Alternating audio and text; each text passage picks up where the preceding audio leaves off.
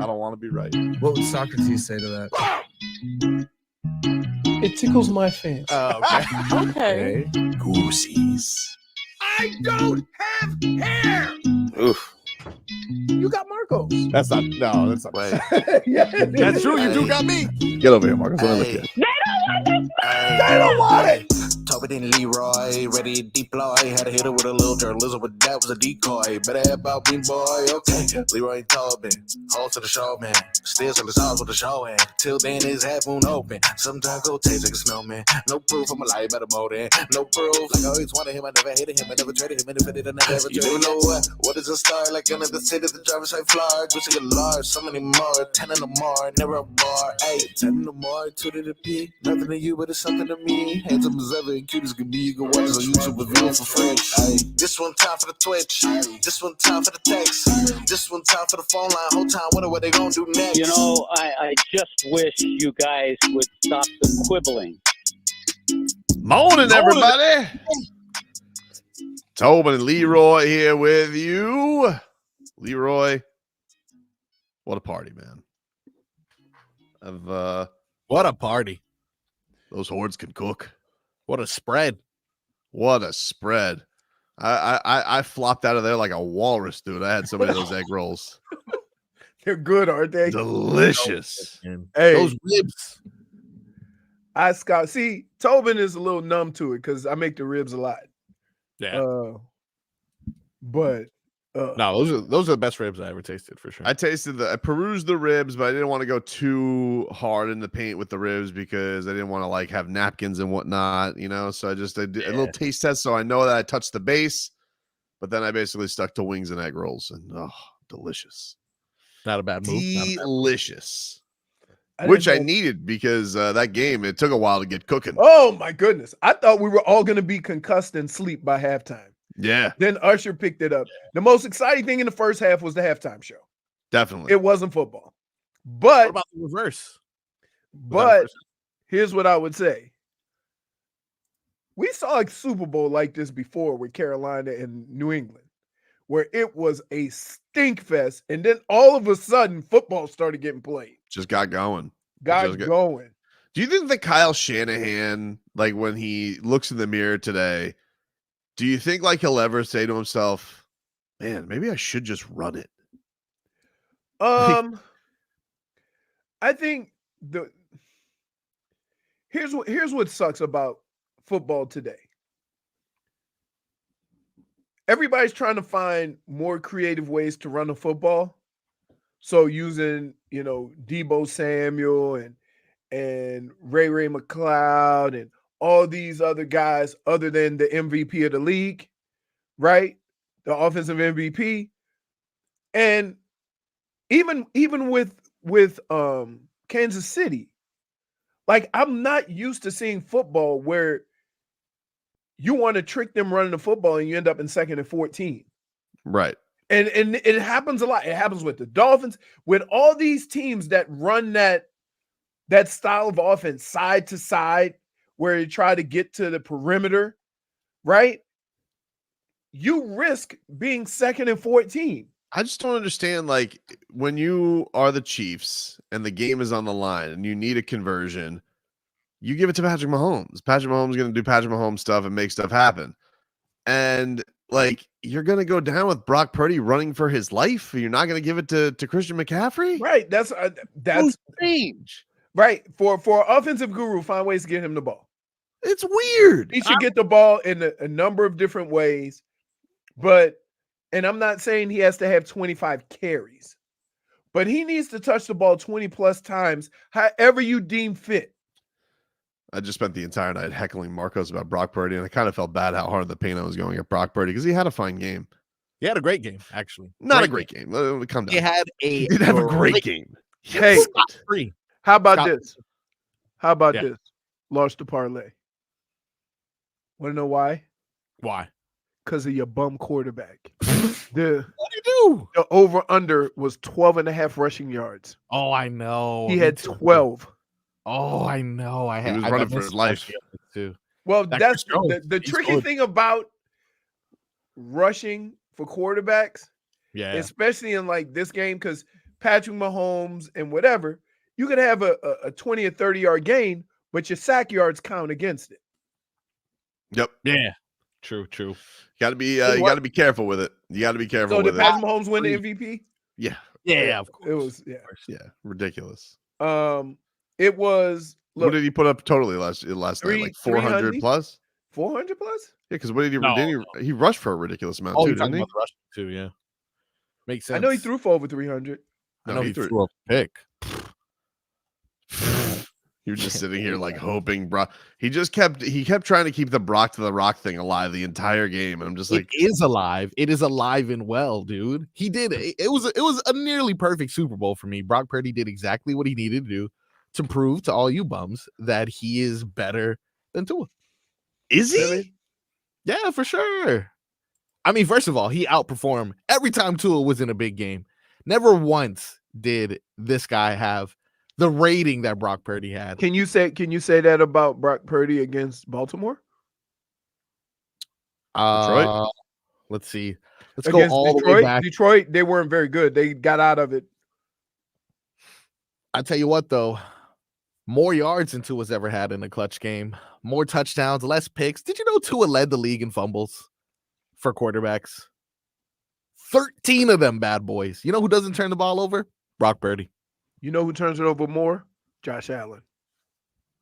Interception wise, for sure. But No. puts up more touchdowns. More fumbles. So you're just out on Tua. Like because we like today, today is the start of the Dolphins' run to Super Bowl 59. Oh, yeah. And you're sitting here and you're gonna just be a grump all off season because they're gonna give him $50+ million a year, and you're just gonna be furious about this. No way they're going to sign him. No way. They're not What going are to. you talking about? Why would they do that? We're already $51 million over the cap. You're going to waste money on that? Just let him ride it out. Give him the Christian Wilkins, franchise tag him. They're not gonna do that though. They're not gonna ride it out. They're They're gonna ride it out to what? To for like this whole thing because we're all just sitting here in Patrick Mahomes' world, just losing to Patrick Mahomes. Yeah, for sure. And We then had a year we want to do an overhaul on the whole football team because we losing to one of the best quarterbacks to ever do it. This guy is sitting here. He terrified me last night because they didn't even seem like they enjoyed. The thing that terrified me about the Chiefs last night is they don't even seem like they enjoyed winning this one because they all just kept saying 3-beat. We're gonna go to 3-beat. I'm like, oh my god, they're not even enjoying tonight. Like they're just they were talking very about angry. next year. They were very angry. I mean, like I don't know what Travis Kelce with what he did to Andy Reid. I was Whoa. like, whoa, dude. Hey. I'm like, you Who went called over it? and tried to clip Andy Reid? That guy doesn't even yell. I'm telling you. I mean, but look, guys, I'm not used to being the first person there. Or, this isn't something that happens a lot. It happened with Clay and it's happening again. So I understand that you guys don't recognize this, but I was the first one there when I told you he is the most unlikable person in the NFL. Very easily. I did see a Klay Thompson commercial because it's all I think about now is when I see Klay Thompson is Marcos and he was doing an ad. They were doing a One Love ad for the Bob Marley movie, and they just kept cutting to Klay Thompson strangely in a studio chair, who was just like, he's inspired me my entire career listening to his music. That's not why people get inspired by Bob Marley. Yeah, it must be It's that sticky icky. what's So I don't know what the NBA was thinking, mm-hmm. but come on. Let's keep it real. Have you seen his When shooting? you say Bob Marley, there's a plume of smoke. Yeah. And I mean, he's got some bops. I mean, it's No, not run it, but he's got. Listen, you can listen to a bunch of his albums. I'm not saying that, but yeah, if somebody say I'm going home and watch some Bob Marley, that's the equivalent to white people saying I'm going home and Netflix and chill. I mean, it makes sense why they'd have Klay Thompson. His career is up in smoke, so it's like it's just a really. Wait a you minute. have a point, you rascal. You know what? We'll discuss this a little bit later. All right, that's fair. No, but we're gonna mention this now. Uh-oh. Jennifer, Jennifer. you need to hear this Jennifer. because my guy did what might be misconstrued as one of the single-handed most baffling things ever. Mhm. So Hmm. he says, I just wanted to confirm. Okay. This at 4:22, Yeah. right? In the So- morning? No, yesterday evening. Okay. Just want to confirm. I'm bringing my cousin. Yes, sir. Okay. All righty. You need me to bring anything? Ice, anything random like that? Yep. Ranch and blue cheese. Right? Tough to find. Now, yes, sir. Just got to my cousin's house. Not too far from you. I'm going to grab some ranch and blue cheese on the way to you. Yep. 6:41. The game has already started. Yep. Right? Yep. Walgreens didn't have blue cheese or ranch on my way from Publix on Griffin. Which is Now- really time. Hold on. Yeah. Now, in all my 55 years of living, Yeah. I have never gone into a drugstore and said, while I'm here, let me pick up some ranch and blue cheese. Dude, you think that Walgreens has condiments like that? Like, I think it's ketchup and that's it.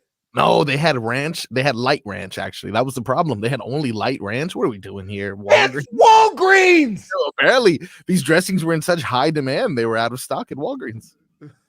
Come on, dude. And also, if you go to a Walgreens, what are you gonna spend $9 for that bottle of ranch?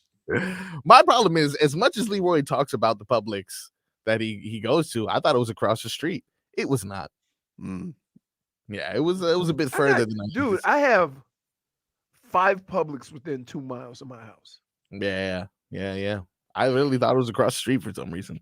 And on the other side of that street is Walmart. Saddest part is we didn't even use the blue cheese and ranch. I kind of wanted to force it on people. Well, because here's what happens. Let me explain to you how parties work.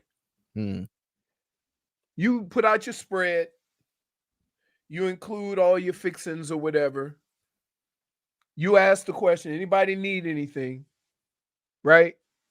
You go get it. I say, Marcos is on his way. He's bringing some over. But it don't stop the train. Nope. So by the time you got there, when everybody is comatose sitting on the couch watching football, and you throw your little blue cheese and ranch that you had to go to 7 stores for, right? Everybody's like, nah, whatevs. I'm eating this, right? So that was the problem. Well, I still got a whole refrigerator of dipping sauce from the stupid egg rolls that I didn't put out. I didn't put them out. I forgot to put them out. I was like, oh yeah, look at all these dipping sauce when we went in to get the whiskey. Yeah. Oh, good whiskey. We'll take a quick break here on the show, get to some more headlines brought to us by the new Palmetto Ford Truck Super Center. Why buy your truck at a car store? Palmetto Ford. We know trucks. Back with more Tobin and Leroy after this. Go with you.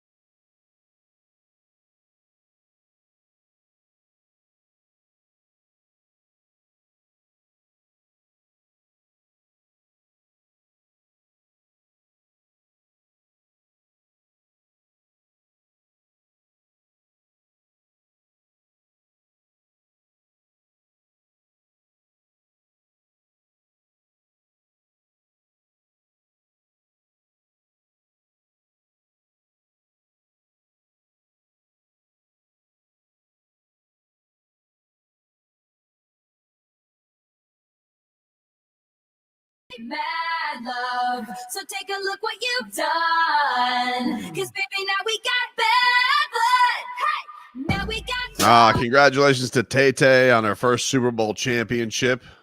She has no idea what being a real sports fan is. She lives in La La Land. I know, doesn't that suck? Fantasy, what about kids? dude. It's like kids growing up, it's like Beast, who grew, who's a Patriots fan. For 20 years, they don't know what struggle is. No struggle, dude. No struggle whatsoever. She gets to waltz right in there and just gets spoiled right away with a championship. I would have liked a little bit, even the one thing that would have gotten good with the 49ers winning would have been like, all right, Tay gets to suffer a little bit of sports heartbreak here, but nope. Her, Ice Spice, Blake Lively, all just celebrating like they're Chiefs fans. Yeah. Why did Ice Spice have the Annie hairdo? That's her thing. Yeah, that was her original thing. Oh, because when I saw, keep in mind, I saw her in Dunkin' Donuts commercial. Yeah. Straight hair? Yeah. Yeah. No, her thing is the Annie fro. Okay. So that's my bad. Taylor Swift said to Travis Kelce on the field, I don't know if she was being sincere or not, but she told Travis Kelce that was the craziest thing I've ever experienced. Yeah, she was probably talking about when he berated Andy Reid. She was very shocked. Wow. I really want to know, what the hell happened there? Did they ask him about it? Yeah, but he joked and he's just like, oh, it was just he just played it off, it wasn't a big deal. And obviously it's not as big a deal because they win the championship. If they would have lost, it would have probably been one of the bigger things we talked about today. Right, but you have to realize that what puts it out of context. He accosted him, Leroy. He accosted him. He accosted him. But there was a strong arm grab on a very portly Andy Reid, who is not to be manhandled like that from a behemoth. Because I remember we played in a playoff game, and Bill Belichick came at me like that and said, "That's the way to run the football." And I was caught off guard because the man is, and I'm like, but it was a compliment at least. Yeah, but he was fired. He was fired up. Travis Kelce is such a moose. He just went into somebody's shoulder, and that guy's shoulder exploded during the game yesterday. You can't manhandle Andy Reid like that. Old Andy Reid. Andy Reid ain't a spring chicken. Imagine doing that to Andy Reid. It happens. It's just not to Andy Reid. Terrell Owens was the last person to do that to Andy Reid. Arguably the most toxic player in NFL history. So just imagine if you're not toxic, it comes from a different place. You see what I'm saying? Or we don't know about his toxicity. Or maybe really we know by now. Opening. Oh, I think we know. I think we saw it. This dude, wait. You know what? Here's what I hate about both of you. Right? Because now you just moved on to something else. Right? Because the whole Brock to the Rock last night. Yeah. Right? And everybody rooting against you so you could shut up. I was rooting against him every play. I was just like, noodle on Purdy. He played a great game. Flawless. He didn't play a flawless game. No turnover. What was his numbers? I'll tell you his numbers. Looks like it says better than two. Okay, no. His numbers were 255 yards, 1 touchdown, 89.3 rating, completed 60% of his passes against arguably the best defense in the league. Amazing. They're the best? No, actually, San Francisco had one of the best defenses in the league. That Chiefs defense was pretty good, though. They were. And that's probably, and this happened with Tom Brady. We overlooked everything and just said Tom Brady. They overlooked that team and just say Patrick Mahomes. But their defense got them here. Right? Yeah. Sometimes you need another portion of your team to get you to a certain point before it starts clicking. And let me tell you, Patrick Mahomes and that second half picked them apart. Yep. And why the dude is not fleet of foot, okay? He runs, and it's like, why is nobody around? He's shifty. I know. Now, He's That, got it. hey, he's shifty. and by the way, you remember how fast you thought Brock Purdy was? He couldn't run away from a snail yesterday. He couldn't run away from that Chiefs defensive line. Jeez. Marcus What? just kept shouting at all of us. Look at that mobility. Yeah, it was Meanwhile, on display all night last night. It wasn't on no, it was display. not He on didn't get display. sacked, He had but he was 12 like yards. every time he was terrified, just throwing the ball over people. He kept plays alive. And also on that reverse flea flicker, the reason why it was so successful is because once he didn't have the ball and became an eligible receiver, I saw fear in the Chiefs defense. And they're like, well, we got to cover this guy. We got to cover his blinding speed. Be careful. And then they gave it to the other intangibles, who's also pretty fast. I bet you that they move on from Brock Purdy in the next couple of years and they go to somebody else. I bet you. Kyle Shanahan can't help himself. I bet you they go to somebody else. I'll have a new love by then. I bet you anything. I bet you Brock Purdy isn't the San Francisco 49ers quarterback in a couple of years. Really? Because Shanahan will just try somebody else because that's what he does. He tinkers. I mean, it's hard to imagine that this team with that talent can't get over the hump. And I hate the fact that sometimes you think you have to change something to make it better. Here's an interesting thought. Just be better. Yeah. Right? Like that's one of the best teams from top to bottom. I played on a good team that everybody thought was going to win a Super Bowl. We weren't that good on defense. We were not. Mm-hmm. And from top to bottom, I mean, offensively and defensively, they probably have more talent than anybody in the NFL. Doesn't mean you're going to win, though. And so it also doesn't mean that you start blowing it up and changing things, because at least you know what you got. I was upset because my take today, if the Chiefs would have lost, would have been the Dolphins can get Travis Kelce on the cheap skis for berating Andy Reid. That he had worn out his welcome. No.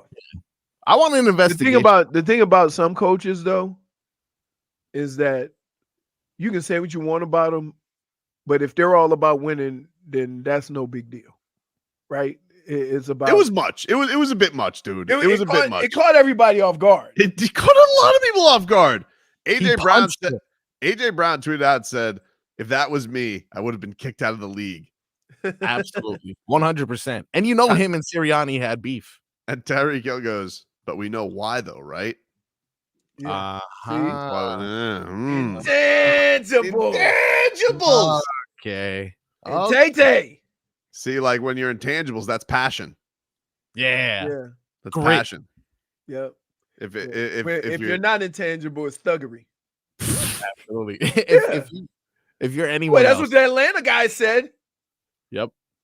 Imagine if that's any other high profile, Randy Moss, even Antonio Brown. I mean, if it's Antonio Brown, it's another day. But Right. you know, I think the thing that just upset me the most, like if somebody did that to Kyle Shanahan, I think I'd be happy because I really don't like him. that's But true. here's the deal. I don't like his hat. I don't like his face. So like if here's that the happened to thing. Shanahan, I would have been happy. But because it's lovable Andy Reid, I'm like, Right. why are you yelling at that walrus? Here's the other problem. Without having its proper context, right? Because I've known and I've gone to the sideline, not like that, not aggressive like that. But I'm one of those guys that'll kind of go up to a coach and I'll take his ear thing off and pull it down and say, all week we've been working on X, X, and X, right? It was wide open and y'all calling different play. I'm like, nah, I'm not the smartest guy in the world. And then this would look, I say, I'm not the smartest guy in the world. This is what the coach does. Wow. For Yeah, 'cause sass. he know, look, you don't need, all you need to do is, because here, you know when you go to practice and they want something done and they'll yell and overcoach it to make the point, right? To make it so you do it right. So you do it this way. So we look for a certain look. So we know when we get in that situation what we're going to do. How are you supposed to respond if they don't do it? You see what I'm saying? So I've seen heated conversations like that. I've seen heated conversations between players and coaches. you know, and it's all centered around the same thing. Now, I will say it was also right after Patrick Mahomes running down the field wide open. I mean, not Patrick Mahomes, but Kelce was running down the field wide open, right? So there. What did I put that comment back up, J Fig? He played better than Tannehill. All I saw was Tannehill. No, no lies allowed. Tobin is bugging. Purdy played a good game. He played a better game than Mahomes. Better game than Mahomes. Shanahan made the game more complicated than it needed to be. I don't disagree with that. Completely overcoached the game, and I don't disagree with that. He did not play a better game than Mahomes, though. Like, but here's the deal. Dude, Patrick Mahomes had 400 total yards. What are you talking about? 399. Marcos. Yeah. That dude did everything. Marcos, he diced them apart. Hey, it's really good. First of all, I'm gonna say this. Yeah. You are in no position to nitpick when you tried to buy blue cheese and ranch from Walgreens. Needed it really quick. This is a tactic of his, Marcos. He'll bring up something completely random to discredit you. That deserves discredit. I needed it in a jam. He outplayed Patrick. Yeah, yeah. He outplayed Patrick Mahomes with his 2 game-winning drives. Congratulations. And guess what? Can I say this? If San Francisco would have won, Brock Purdy would not have gotten the MVP. No way. Would have gotten Jennings. Yeah. Or McCaffrey. Or McCaffrey. Right. What? McCaffrey had like 60 yards rushing. Bro, he had like 160 total yards. Focusing on the wrong thing. I'm focusing on all the yards. We're focusing in on football. What are you focusing in on? He had a throwing and a receiving touchdown. You're not going to give it to Jennings? Wait, would you? I mean, Purdy obviously had a great game, but I mean, a throwing and a receiving touchdown? That was pretty good. That hasn't been done since Nick Foles. That was pretty good. He took a hit on that. He had a big catch on that drive, too. Yeah. No, thanks to his bum quarterback. He saved his ass. It was thanks to his quarterback. Thank you. And he's not a bum. Do you know Tua's last performances against the Chiefs or the winning teams? I'll tell you his stats. Less than 200 yards, 63.9 rating, an interception, and a fumble. Thanks for that, buddy. Wait, Patrick Mahomes didn't throw for a lot of yards against the Dolphins either. Won the game. Didn't turn it over. But again, man, how bad was that pick that Patrick Mahomes threw? Yikes. That was bad. And I'm like, where is he throwing it to? Because right underneath him, I think he was trying to hit the other guy, but as soon as he let the ball go, Kelce came wide open. I'm like, he either overthrew him or underthrew the other guy. We'll take a quick break. You guys can get us on the chat. Miami 560 WQM on YouTube and Twitch. Back with more after this.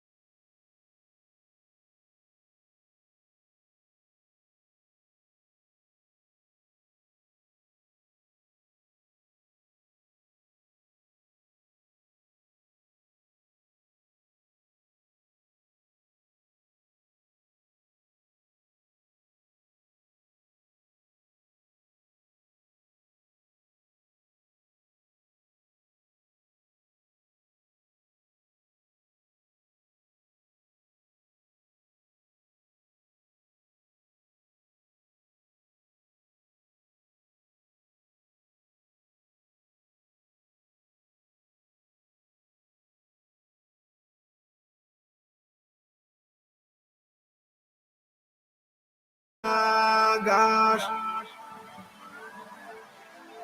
Baby, let me. I did it again, so I'm gonna let go. Oh my baby.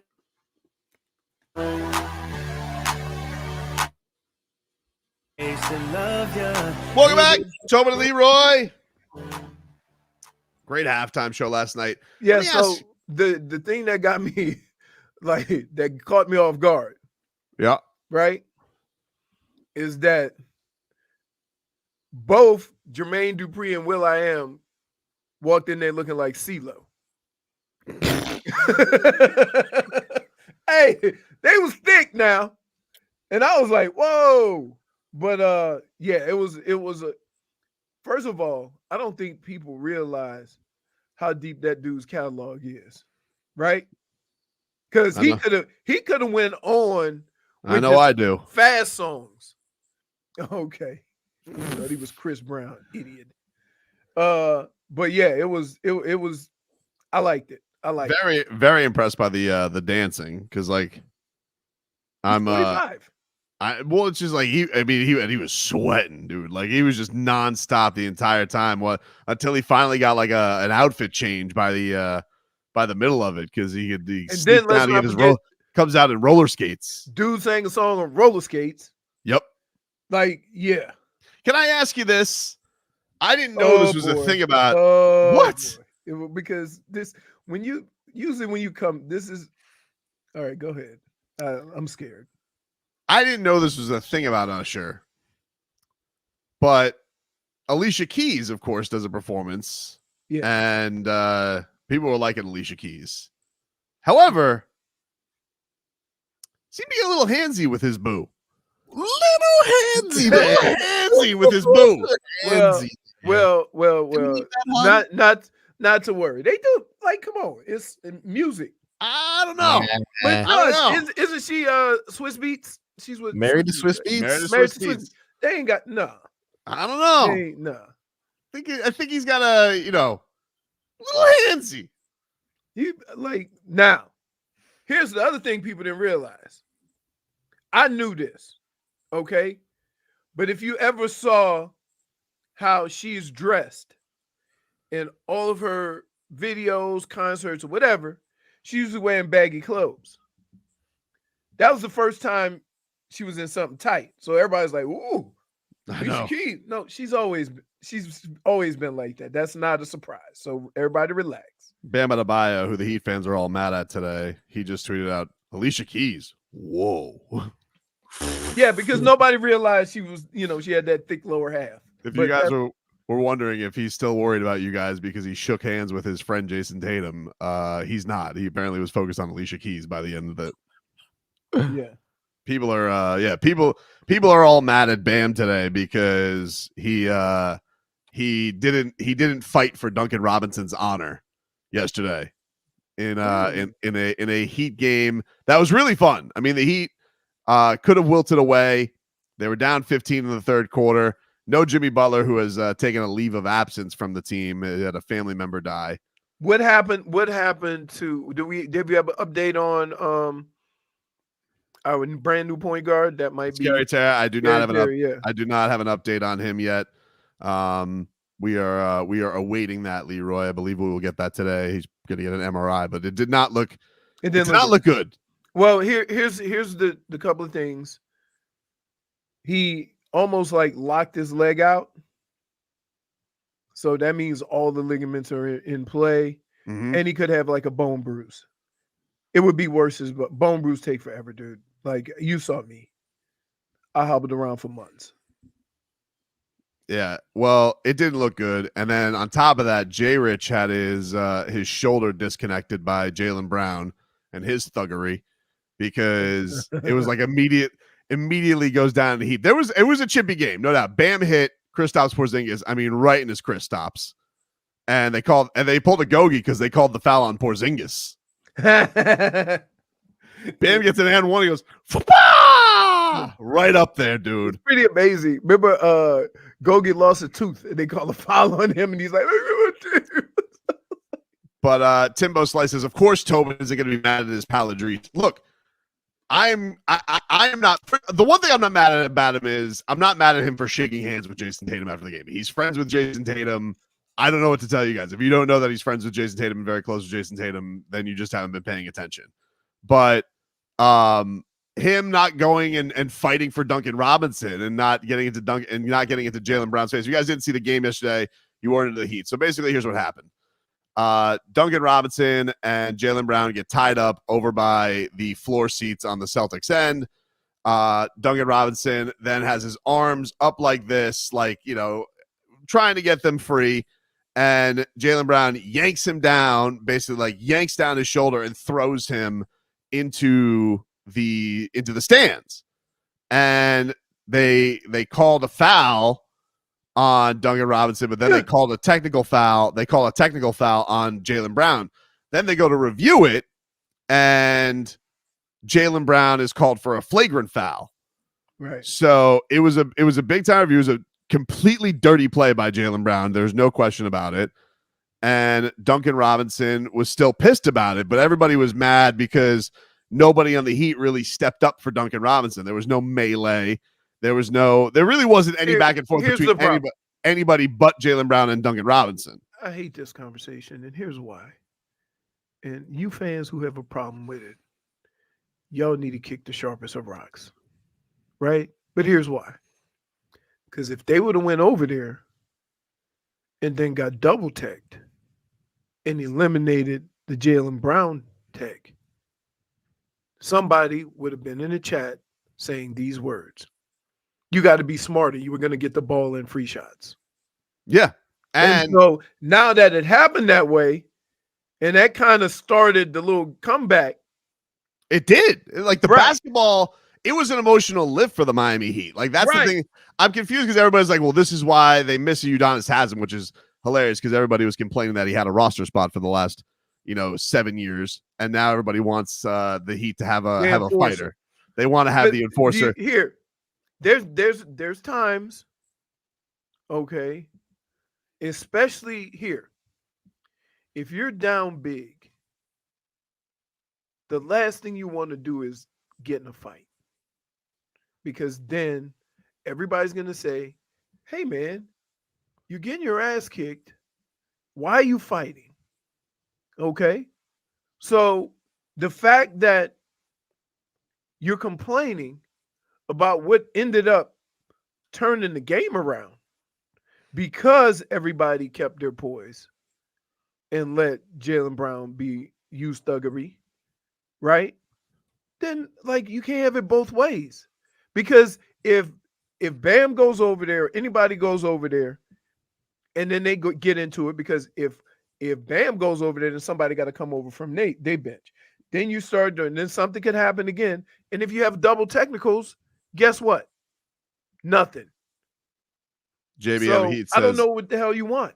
He says, if Bam goes to Boston one day, don't act like the tea leaves weren't there. All right, dude, but if Jason Tatum comes to the Heat one day, don't act like the tea leaves weren't there. Keep it moving. Don't want him. Don't want who? Jason Tatum? Don't want Jason Tatum. Don't need him. That's just because you don't want you don't want Deuce here. That's why. Sick of that kid. But no, the Miami Heat go at this whole thing, and I thought their emotional response to what happened to Duncan Robinson is great. Now, look, you want somebody to step in and point a finger in Jaylen Brown's face, and that's what that would have done it for you. Duncan Robinson, I think I honestly was happy with it. Duncan Robinson stood up for himself. Duncan Robinson was still jawing at Jaylen Brown, who's like, "What are you gonna do?" People are saying on the lip readers that Duncan Robinson called him a B, and then he hits those 2 free throws. Bam then gets the ball, gets an and one, right in the Celtics. And then the next possession, Duncan Robinson forces a turnover on Jaylen Brown. Shocking, Mr. I can't dribble. And then he doesn't want to give the basketball. He's a big baby. He doesn't want to give the basketball to Duncan Robinson, who forced him into a travel. He's like, oh, no, I don't want to give give him the basketball. And then he has the audacity after the game. He's like, I bet he won't do it again. Dude, let me tell you something. Your resume against the Miami Heat, not fantastic. I think I'd keep my energy in some other places other than trying to step to Duncan Robinson. You notice he ain't picked nobody else. But that's what I'm saying. Can you take us through the issue with Duncan Robinson? It seemed like he was kind of holding on to your arm after he fouled you, and you just kind of threw him off. Guy. What happened, and are you okay with what went down and the flagrant? Yeah, I'm okay with it. I think it was no issue for me. I think he knew exactly what he was trying to do, trying to get tangled up, et cetera, because he didn't want to play defense. And, you know, they called the foul, but he was still trying to hang on, so I was trying to get my arm free. Wasn't hanging on. Joe said he liked the friction. And is there a point where you've got to, when guys are being a little bit overly physical with you, you got to say, like, I'm not taking this anymore. Like, I'm going to have to force it myself? Yeah, especially, you know, Miami's known for, you know, being physical. Miami's known for getting away with a lot of that stuff, kind of mucking up the game. And, you know, at the end of the day, you got to protect and own your space. I feel like Duncan Robinson knew what he was doing there, trying to get tangled up and trying to draw whatever. I don't know what he was trying to do, but I bet you he won't do it again. Bet you he won't do it. But wait, here's the kicker. If that was the intent, then you're mentally weak because he got exactly what he wanted. Exactly. A flagrant foul, a technical foul, shots, and the ball, and that turned the game around. So while you sitting there at the podium trying to be big and tough, right? The fact of the matter is he got exactly what he wanted out of you. This dude has been sensitive about the Miami Heat kicking his ass, and it was an embarrassing Game 7 for him last year. Like Jaylen Brown, you make $300 million. Your team lost Jason Tatum in a Game 7. You sat there turning the ball over 10 times because you don't know how to dribble. The Miami Heat figured your ass out, have had your ass figured out now for a long time, and you want to get all sensitive about by picking a fight with Duncan Robinson saying he was holding on to me, even though both of his arms were up like he was calling a touchdown pass.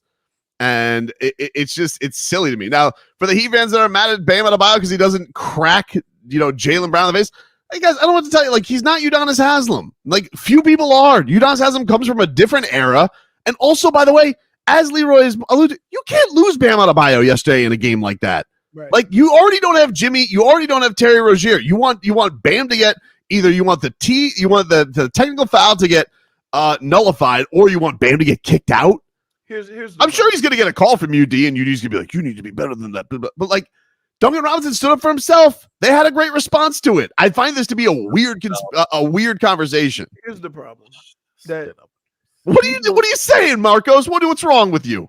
What are you? Why? Because God forbid Bam gets kicked out of the game, and what? The Heat lose? Oh wait. They freaking lost anyway. So someone needs to get punched. Someone needs to understand you can't do that to Duncan Robinson. Jimmy Butler would have never let that happen. He probably wouldn't have let that happen. But Jimmy Butler, he was hosing down refs. Marcos, can I say this though? Yeah. You're asking somebody to do something that genuinely might not be in their makeup. And everybody takes these rules and put them on individuals without understanding that individual. Bam has never been a confrontational guy on the basketball court, right? He's not. So from that standpoint, Jimmy is, right? Jimmy talks trash. Bam's not a trash talker. But Bam does take things he's not a soft player. Something personal is different. The guy, like, you want everybody to go out there and be like, hey, they're James Johnson with a black belt in Muay Thai. Like, they're not. Not everybody's like that. And the idea that you're mad with Bam being friends with players. I didn't see anybody mad when Damian Lillard was fawning over playing with his friend Bam this summer. Nobody seemed to be pissed about it. Maybe you're right. Maybe it's not in his makeup. Well, maybe it's Maybelline, and he needs to switch it up, dude. He needs to figure out -1 for show poniness. -1. That's an egregious call. That's an egregious call for show poniness. For show poniness. He needs to get angry. Marcos. Another outburst like that, you're gonna go into the penalty box. That's fair. Because that's terrible. Marcos was boots on the ice this weekend. Oh, I was 4-0. Shut out, Bob. Did you go on time? No, he brought ranch to the luxury box. I did from Walgreens. Yeah, my goodness. Do you understand how many sick people would have been there if you buy an item from a store that doesn't normally sell that item? Game Herb says our team is built on that motto. Like, really? Yeah. And by the way, But not everybody. Not hold on, everybody. though. Hold on. You have the star, Mr. $300 million man who can't dribble after the game, telling you he hates playing the Miami Heat because they play that way the entire time. Like, you're boxed in on this. The Boston Celtics, the reason that he's freaking out is because the Miami Heat play too physical, play too rough. And that's exactly how they responded. The fact that you didn't get a stare down for your little Twitter meme is dumb. Or you didn't watch the game. I don't know. I'm just trying to figure out, like, you're upset because Bam didn't jaw back at him. Duncan did. Stood up for himself. I'm proud of the Dunkyard dog. Horrible that he had to do that. Horrible that he stood up for himself. Horrible that Duncan Robinson has a backbone and can stand up for himself. Oh, I'm glad he did, but no one decided, let me say something to this guy. No one. Everyone's just out there playing patty cake, huh? Watching Moesha together. What? My coach used to say that. I don't know why. Take a break. Hour Tua coming up next.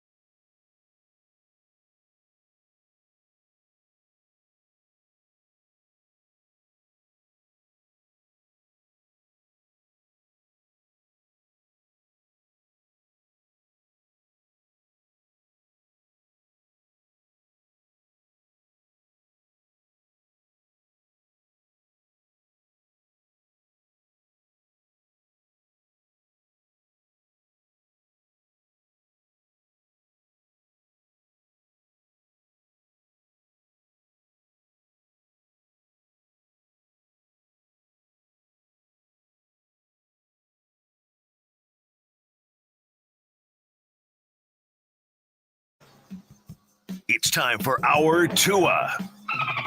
It's our Tua. It's our Tua. It's our Tua. Tua, Tua, Tua.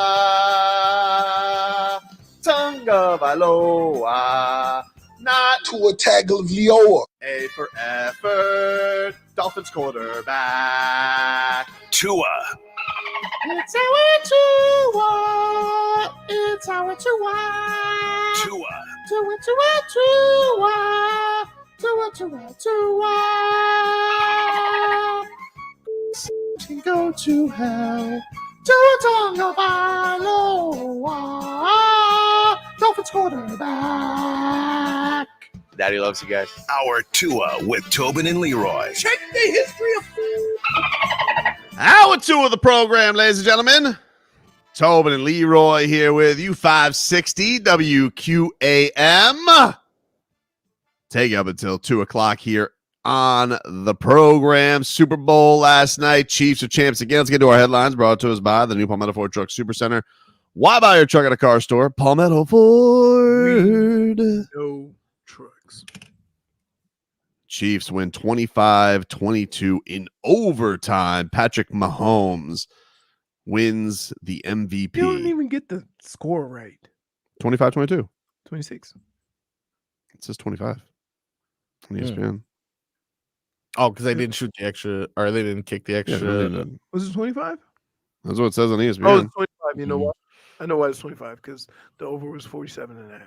Oh. I apologize. I got a question. Do you guys know about the new overtime rules? Like, had that clock gone down, would there be another quarter? Yes. Yes. Gross. And here's the other thing. That game would have ended the same way if they had the regular overtime rules. Because San Francisco kicked a field goal and then they went down to score right away. Yeah. They win once again. Chiefs already talking three-peat. Already talking three-peat, dude. So gotta gross. stop them. Has anybody three-peated? Not since the Patriots. I don't think the Patriots for three-peat. They're the first back-to-back since the Patriots. The Patriots didn't three-peat. The Steelers. Not even the first time? The Steelers didn't three-peat. Dallas didn't three-peat. Just thinking about all of the. Damn, they didn't three-peat. Nobody three-peated. I don't think there's been a three-peat. Wow. Nope, never happened. Who won 2002? It was the Bucks, right? Oh yeah, the Bucks. Brad Johnson. So, well, that's they were all talking about it last night. That was the big discussion after the win. A very, very dead first half, but then things business picked up. So it was a good game to end things. Certainly very tense every single possession. Both of those quarterbacks had a lot of pressure that they were going up against. But this damn Patrick Mahomes, dude, even when everybody was like, this is not the year. I said it before the game. Are we to the point now where we treat him like Brady? If that dude's on your team, you can't bet against him. Yeah, it's annoying. It is. Also amazing to watch, though. It is amazing to watch. He's definitely more likable than Tom Brady, who, I was done with all the commercials by the end of yesterday. Oh, my goodness. That is all over the place, dude. Homes.com, though. They got some money. Oh, my God. Homes.com. What was the other thing? The Telu? What the hell was that other one? Timu. Timu. Yeah. They had like 5 commercials yesterday. What about Yeezy? That was the one I remember the most. That guy's a genius. Also, he lied, though. No shoes on his website. Really? I got sneakers and no, you don't have sneakers there, apparently. You lied. Schmieden says, how has Tobin not brought up Jackson Mahomes being denied access to a private table? I saw that over the weekend. He got denied, but it was funny. He got denied, but do you know who's the table it was? It was his sister-in-law's. So Mrs. Mahomes is just like, oh well. Just gave him the old shruggy shrug. Although, did you notice that Mrs. Mahomes kind of got dropped like a bad habit yesterday for Tay-Tay's famous friends? Oh, I did see that. Yeah, you know, she was like, you know, it used to be Brittany Mahomes is right there arm in arm, but Blake Lively and Ice Spice show up, and then all of a sudden she's in the back row. Look at that. How about Look that? At that. Crazy how things switch up. Oh, So that's right. What? The same comment you were going to read? Son Steve's on Judge Booty. Yeah. Oh my commercial. God. It's like, dude, you're embarrassing as a friend. Why? Because everybody's like, man, that Judge Judy, she's been around for a minute. Mm-hmm. And your face is lighting up. I'm like, oh my God. You guys are misconstruing what I've said all the time, and that has been people always say, you know, like when the typical hall pass goes around, just so I can defend myself. Okay. When the typical hall pass goes around, people are always like, oh, if you had a hall pass and you could get one freebie outside your marriage, who would you go with? And I was, you know, a guy would always go with the obvious thing, some certified possum holder who's on the cover of SI or Sofia Vergara or whomever. I'd go Judge Judy. Wow. With the robe, of course, though. With the robe, of course. Of course. So Yeah, now she got to have game ops. I mean, I would want it to be in the chambers, of course. Wow. Oh my goodness. Disrespect in the court. Respectfully. None of that. She's a power broker. She's a boss, dude. None of that is respectable. I'm like, oh my goodness, look at this guy. He's over there glowing.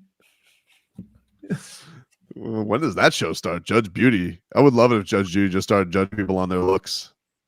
440 million. That's what her net. Wow. That is impressive. How about that, dude? Whew. That is impressive. T says waste of a hall. I disagree. You wouldn't want to be like, you wouldn't go with like, you could go with anyone, or could you go with like Oprah? Power broker, dude.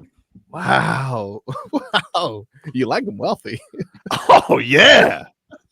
What money got to do with the hall pass, though? I just like you. I just you're brought to like some mansion. You have to sign an NDA. You know, just like use like a piece of meat. You know what I'm saying, dude? Wow. It's getting dark. You could have two hall passes if we used to use a piece of meat. You go Oprah and Judge Booty. You know, you go back to your normal life after too. Like you're not gonna get. I know, but it's just like, and guess what? And nobody would care. Who's your hall pass? Oh, okay, come on then. Like, darling. What were you saying? Nobody's threatened by that being your hall pass, which I think makes it healthier anyway. But I'm thinking to myself, you know, when I see her ever in syndication, I'm like, we had a moment. What do you guys think of the play-by-play? Tony Romo's the worst.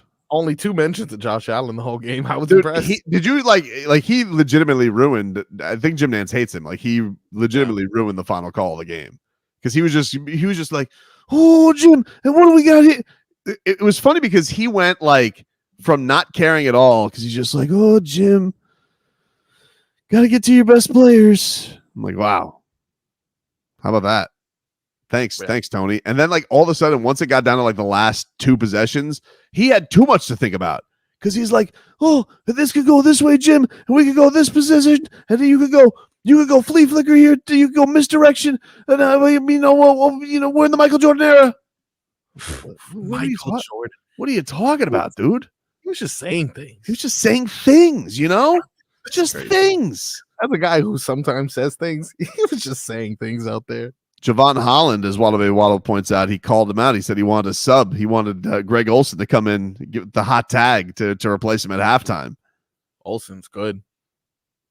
Yeah, he was by Tom Brady. He is getting replaced by Tom Brady. I wonder if that makes him a free agent or if he's got to go to the number 2 broadcast on Fox now. I think number 2 broadcast. They didn't fire him. You can't fire Greg Olsen. He's too good. Yeah, he's too good. I didn't even get a play-by-play of the streaker. I was just notified.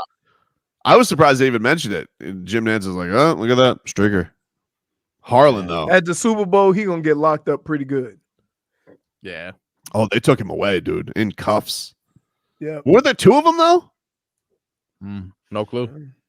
What's the penalty for that? Like, I'm assuming you're banned from NFL games, but is it also like jail time or a significant fine? No. Nah, That's you get like a little some disorderly conduct, dude.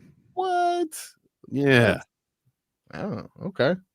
So you're saying there's a chance? So you're saying, are you wondering Dude, if it's you worth wouldn't it? make it out of the end zone before they caught you. I'd jump over everyone. You've seen my vertical. You got to run towards the players though if you want to do it. Like you got to try and get at least into the huddle. I've seen many fans get clipped by players. It's the only way you're going to get on television because they're not going to show you. No way I'm making it that far, dude. I run like a 5.3. I think potentially I'll make it to like my thing is like, so you've thought this out. Yeah. You say I'm gonna make a run for it. At what point do you go, oh no, this was a bad idea? And he tried to play it off, but I know inside he was like, this is so stupid. I think once you get tired, once you realize in order to even like get on the field is about 60 yards and you're exhausted. And then you look at these players and they're like, get the hell off the field. That's when it's like, what Hey, man, get out of here. We're tired of it. It's the Super Bowl, sir. We're exhausted. You're exhausted. Get out of here. Really, though, towards the end of that overtime, the teams looked exhausted. They really looked both exhausted. They did. Man. Here's what you have to understand. It's like the pregame, the halftime, the getting ready. Before they got to that moment, they probably been in their equipment ready to play football for 5 hours. It's a lot. It's a lot. The It's a lot. halftime's extra long, right? You normally have like a 15-minute halftime. This halftime's like 35 minutes. Like it's a lot. Here was hey, I'm gonna tell you this. That damn Usher put he had a lot of songs squeezed into that little short amount of time. Sure did. Sure did. Why he was sweating so much. Here's the Harlan call, the streaker, apparently. Down and 8, low snap, knee high, backpedaling. Here's a throw, caught at the 40-yard line, got down to the 39, grabbed in the play by Hardman on the short pass, and a fan has come out on the field and running and is hit. The ball was caught, and the gain was to the 39. And they have stopped play with security all over the interlopers. And we have stopped play. 2 were on the field. 5:19, third quarter. Almost wondered if they were stopping it before. Fourth down. Before the snap, but I guess not. Bodies come running out from the other end zone. Chiefs are going to go for a field goal here. Man, even Harlan kind of gave it the no sell. Right. Yeah, they probably didn't get that far. That's what it was.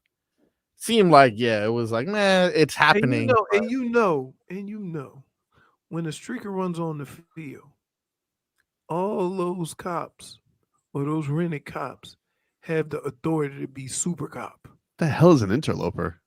I don't know. What? That was so you know that they're going out there with a lot of aggression. An interloper, a person who becomes involved in a place or situation where they are not wanted or considered not to belong. Oh, excellent use of the word. Wow, good job, Harlan. Bros, bro. Take a break. Back after this.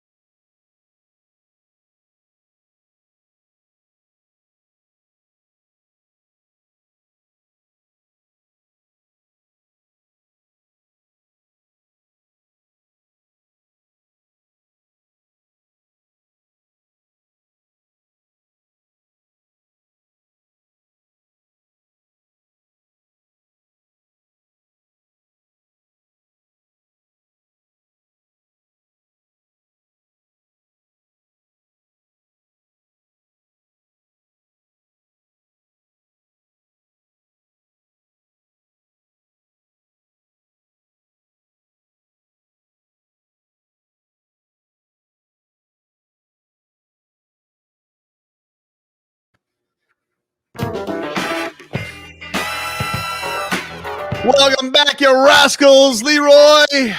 What's up? We get a weather update from the Demesman and Dover law firm, your accidentattorneys.com. Free consultation 24/7. Call them at 866-954-MORE. All right. It is a little warm out there, maybe 70, 75 degrees, heating up rather quickly. It's quite breezy. Winds are out of looking outside and seeing the clouds. Looks like they're maybe out of the southwest, but it's hard to tell because it's so cloudy, and it's mostly cloudy. Probably have a slight chance of rain, but other than that, the winds are what are going to get you today. I would say they're 15 miles plus. How'd you do, Frog Purdy? Oh, damn, Sneals. Point for He did good. You guys are right. It is a little toasty out there. This has it at 85 degrees. 85? That's crazy, right? At 11? Wow. Right? That's rough. Sunshine and clouds mixed. Winds coming out of the south to southwest, 15 to 25 miles per hour. But on the horizon, tomorrow they have it listed as a low of 54. So cold weather could be on the horizon. So the winds got to be coming out of the north. They're going to As turn. right now, you were correct with southwest. Yeah. It could potentially turn, though. But it is going to turn because you can't get. Listen, let's all put our big boy hats on and think here. You can't get cold air from south winds. Okay. Why not? Because the moisture from the warm ass water. So the only way you're going to get cooler temperatures is if the wind comes out of the north in some direction, northwest, northeast, or whatever, but it blows the cold air down. That's just simple science. Dummy. You simpleton. Why is Jason Kelce dressed like a luchador?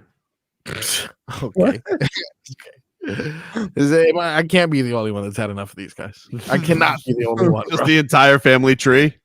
Cannot be the only one. You know who's the only one who I haven't had enough of? The dad, Kelce. Is he the yellow one?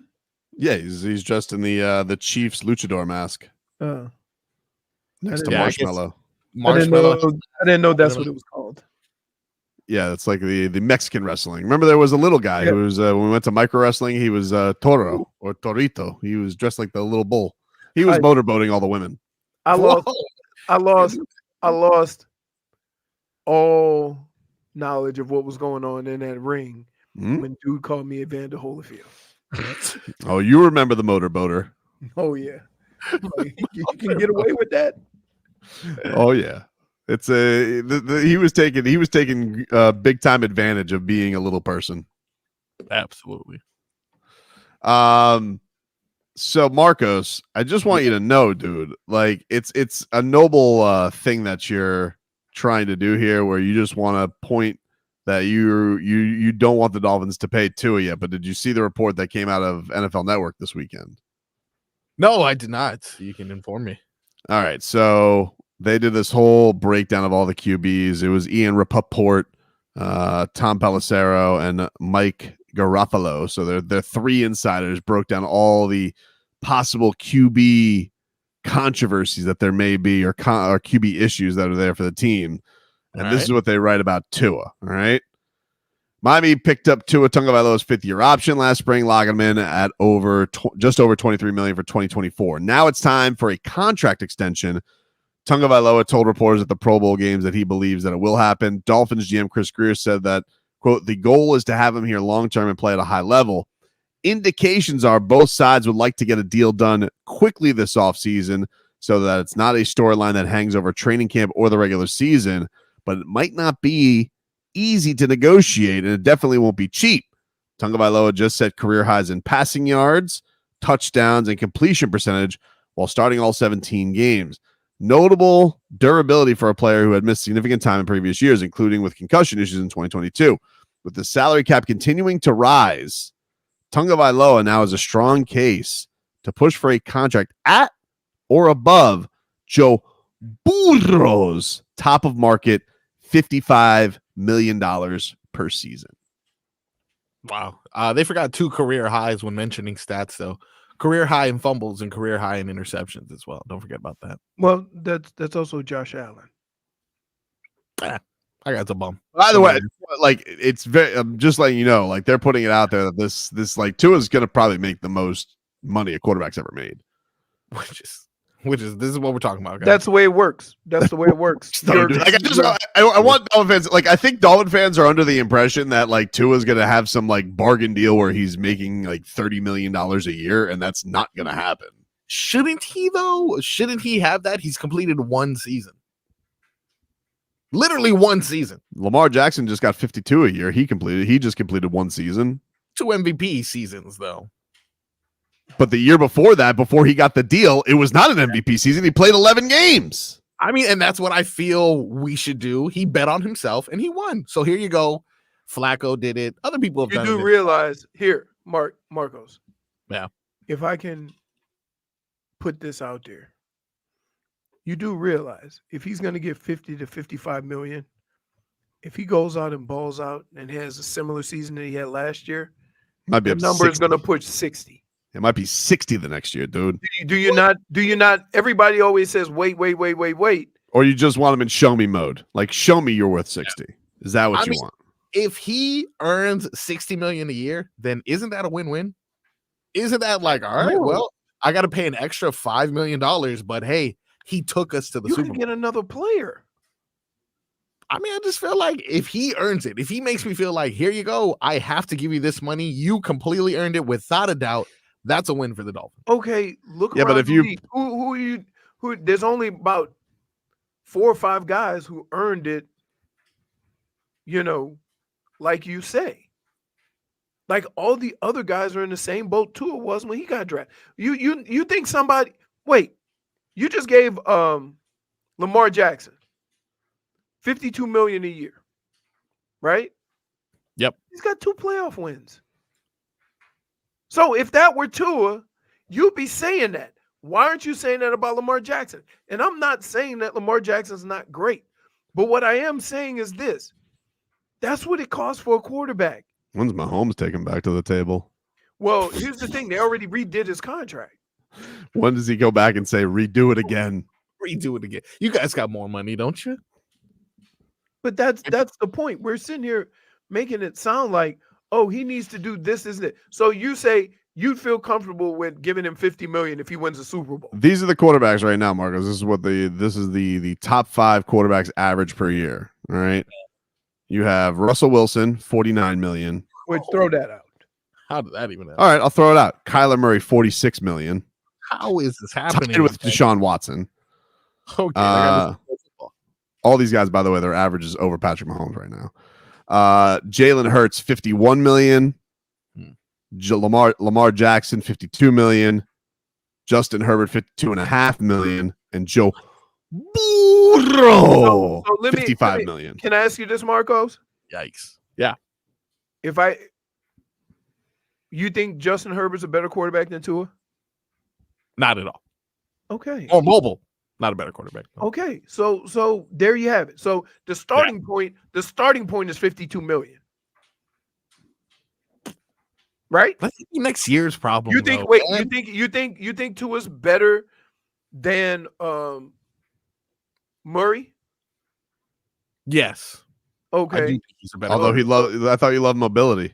I was going to say less mobile though. Less mobile. And what I take less mobile. Tua's not mobile. So he's the least mobile quarterback I've ever seen. No, you haven't. Tom Brady was not mobile. Drew Brees wasn't mobile. Peyton Manning wasn't mobile. Peyton Manning wasn't mobile. 3 goats that you're mentioning right there. Some people would say though, Leroy, the arguers would say, the devil's advocates would say, different era. You can't survive that way anymore. Completely completing passes and being accurate. I'm just saying that's what the people are saying. Leroy. Okay. So let's think of it this way: is Patrick Mahomes a running quarterback? No, but he can move. Cool. He can. Okay. He moves when it matters. Right. He's getting it done. Okay, but okay. Besides Patrick Mahomes, okay, you want Jalen Hurts? At some point, you have to be able to throw the football. Isn't that what a quarterback does? So while we putting all these other qualities on what a quarterback needs to be, a few years ago, if you had that tag on you as a quarterback, nobody wanted you. Years ago, though, a few years ago, was You in the past. still have to be able to throw the football, read Absolutely. defenses. Okay, start there. And if a guy can run, it's a bonus. Don't go, oh, he's a great athlete, he'll pick up the other stuff. They never do. If you wanted to get Tua at a discount, Marcos, you would have had to pay him last year off the concussions. That's when you would have got him on the cheap skis. And that would have been 40, 45 million. You would have that's where it would have had to been. That's the only way. And remember last year, all the debate was, well, did you even pick up his option? Which of course you pick up the option, because look, if the negotiations do go bad and Tua does want to make, crazy money, and the Dolphins aren't willing to do that, which maybe they won't be. I don't know. That's probably going to be up to the owner and how much he believes in him, which, look, to be fair, Stephen Ross has been a little wishy-washy on him. He's flirted with Tom Brady in his era. He's flirted with Deshaun Watson. He's flirted with the idea of these guys. So maybe Stephen Ross it's probably in his court as far as anybody else, because he's the one who's going to have to write the check, and he's going to have to determine whether or not he believes in the QB, which at times he is not. So let me ask you this, though. Is that a situation that has passed? Being that now you see Tua in this situation, in this environment with Mike McDaniel, are you still having those thoughts? Or do you feel differently about Tua now that you've seen some of the production? I think it's determined on what does the ownership think this is going to be like? Does he look at this year, because he spent a lot of money on this whole build? If he looks at this as a 5-year build, or does he look at this as Mike McDaniel's just his 3rd year? Because all of this stripping down and with Tua has been longer than that. We're going into year 5 with him at the helm at QB, knowing that he's had adversity to deal with too. But is he going to look at this as both him and Mike McDaniel, because they're kind of a package deal, and he's going to say, you guys go prove it? Or does he really believe in the coach and think the coach is going to be good?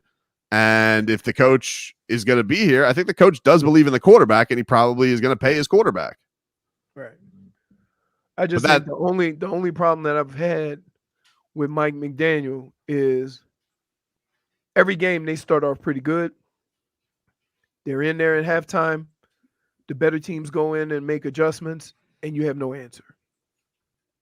Yeah. Now, I do believe that that's a process for a coach too, that you'll look at tape and you'll look at film and look at what you've done and realize I got to make some adjustments too.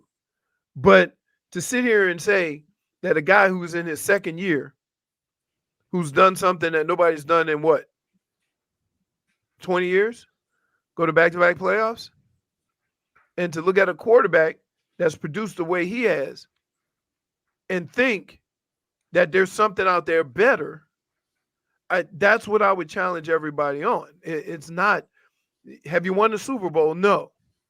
But is this the best spot the Dolphins have been in?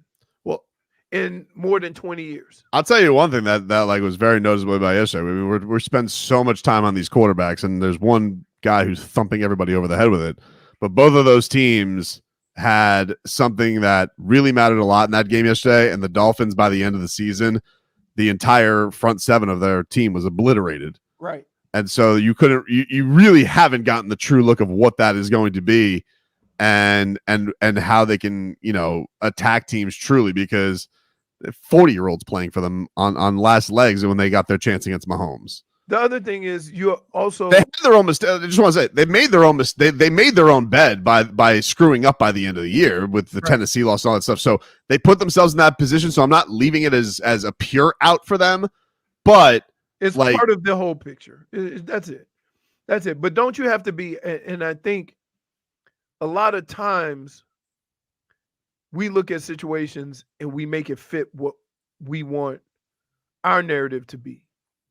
And can you look at this team and say, man, look, we competed, we made some mistakes, but at the end, we didn't have any healthy bodies on defense. And does that play a role in it? Let's turn Marcos by the end of the show. He's gonna be Team Tua. Okay, and last year, would you agree last year was essentially the most talented Miami Dolphins roster in 20 years? I think at every position. Hey, I got one better for you. Yeah. The most talented roster in the league was San Francisco.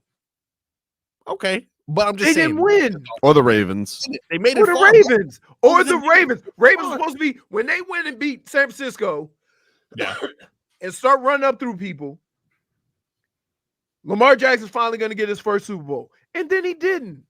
Ravens have a good defense. I can't name too many offensive players they have. What? You see those wide receivers? Zay Flowers, Odell, and I don't even know who. You don't remember what Justice Hill did to the Miami Dolphins? Oh, he's fast, but he's a backup. Honestly, J.K. Dobbins supposed to be out there. J.K. Dobbins is out, dude. He's been out all year. I don't think J.K. Dobbins is still around. He hasn't played in 2 years. He got hurt again in the beginning of this year. We'll take a quick break. Leroy hand out his game balls and game bums next. First, Leroy, I want you to tell me about our guy, Bernie Kosar, and his Kosar coffee. So, BK has some coffee. It has vitamin D and resveratrol infused into the coffee. Resveratrol is a miracle antioxidant, and these two combinations and ingredients are exclusive to Kosar coffee. But if you just go to kosarcoffee.com, you can not only get you some coffee, but you can get you some merch. You can get you some gear. It's also on kosarcoffee.com, and we have an exclusive discount for our listeners. Just use code Leroy. All you have to do, you know what Bernie's been through. You know all the situations. It's helped him. So try it out. I've had some in the morning. Some mornings I'm waiting for my reload, but I have some. I drink it like I normally drink my coffee. It's tasty, right? And you guys all know Bernie, one of the most positive guys we all know. He believes you deserve to be healthy because you matter.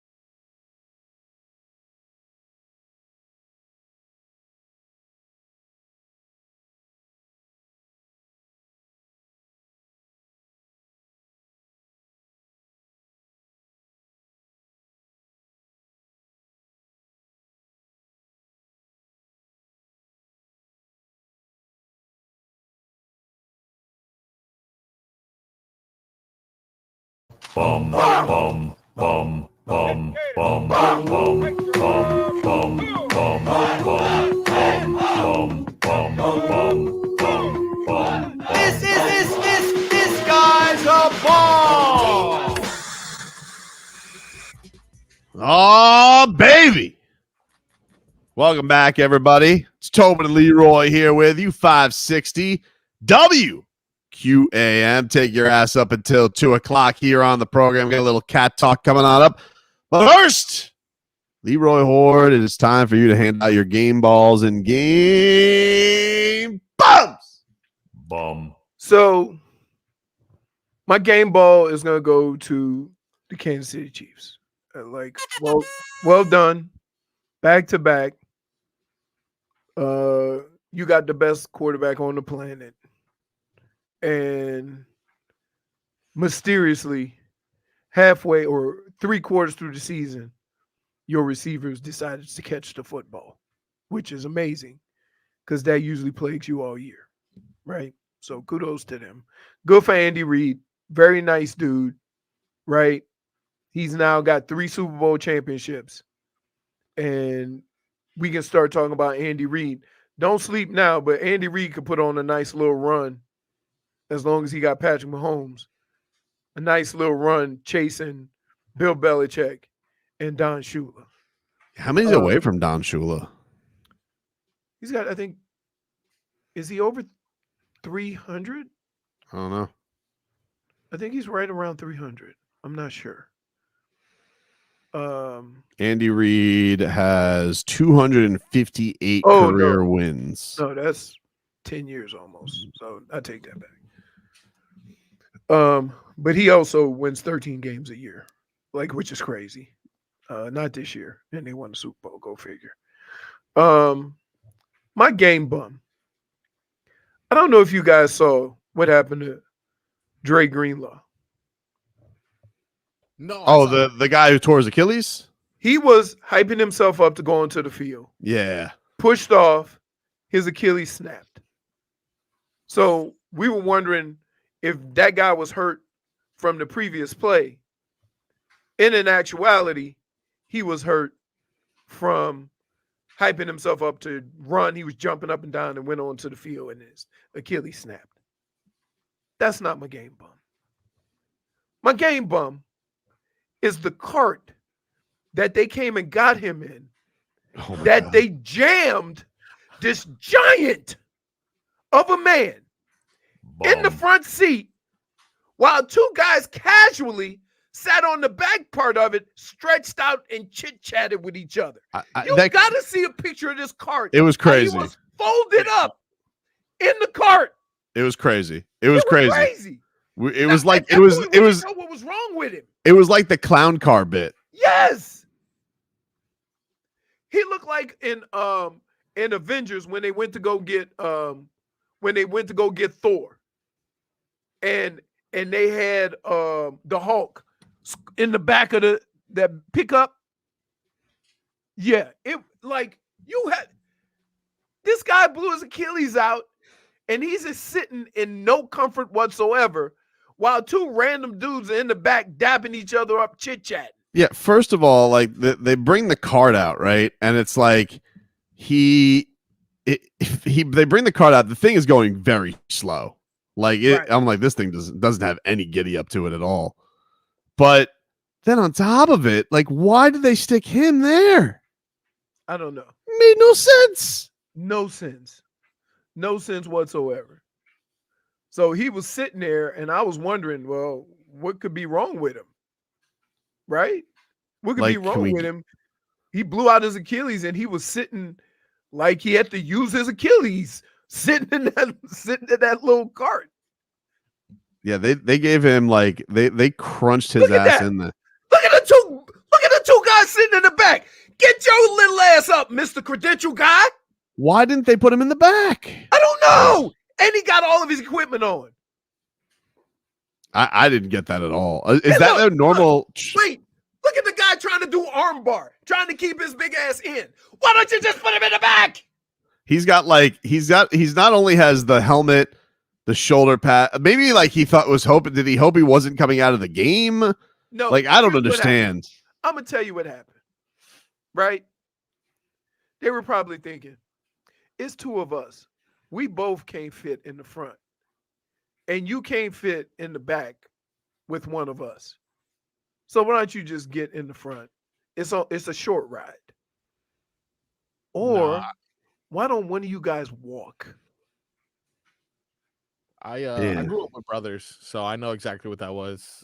Greenlaw was down. He's like, shotgun. And then he gets the front seat. Yeah. So you're saying this is on Greenlaw. You think he wanted that? He's like, well, rules are rules, dude. Shotgun. I'm not riding in the back seat. Then why is that guy? First of all, put that picture up again. You think if they make a sudden turn, that little arm bar is going to keep him from falling out ass over tea kettle? Definitely not. Right. That guy doesn't have the wherewithal to restrain him if something goes awry there. Even the cheerleaders in the back are surprised. They're like, hey, really, man? Like, you're not going to give him a little bit more? Right. He's in the front seat. He should have just drove. He should have just walked. Yeah, at this point. Yeah. We're sorry, Mr. Greenlaw. Tough way to go, though. Oof. I'm watching the video right now of his injury. Oh, yeah. Like, did you see him Brutal. getting hyped up? Which is the same thing that happened to what's his name? 19. Debo. The same thing happened to Debo. He just pull up lame and then was it a cramp? Because a few minutes later he came right back in. I don't know. But Do they I'm put him? telling you, man, Can they shoot him with anything in that tent? No, but it's amazing because you don't realize, and here's the kicker about these big games. You have a process that you go through, right? So I know for me, I would get to a game, you had to be there by 11:30, right?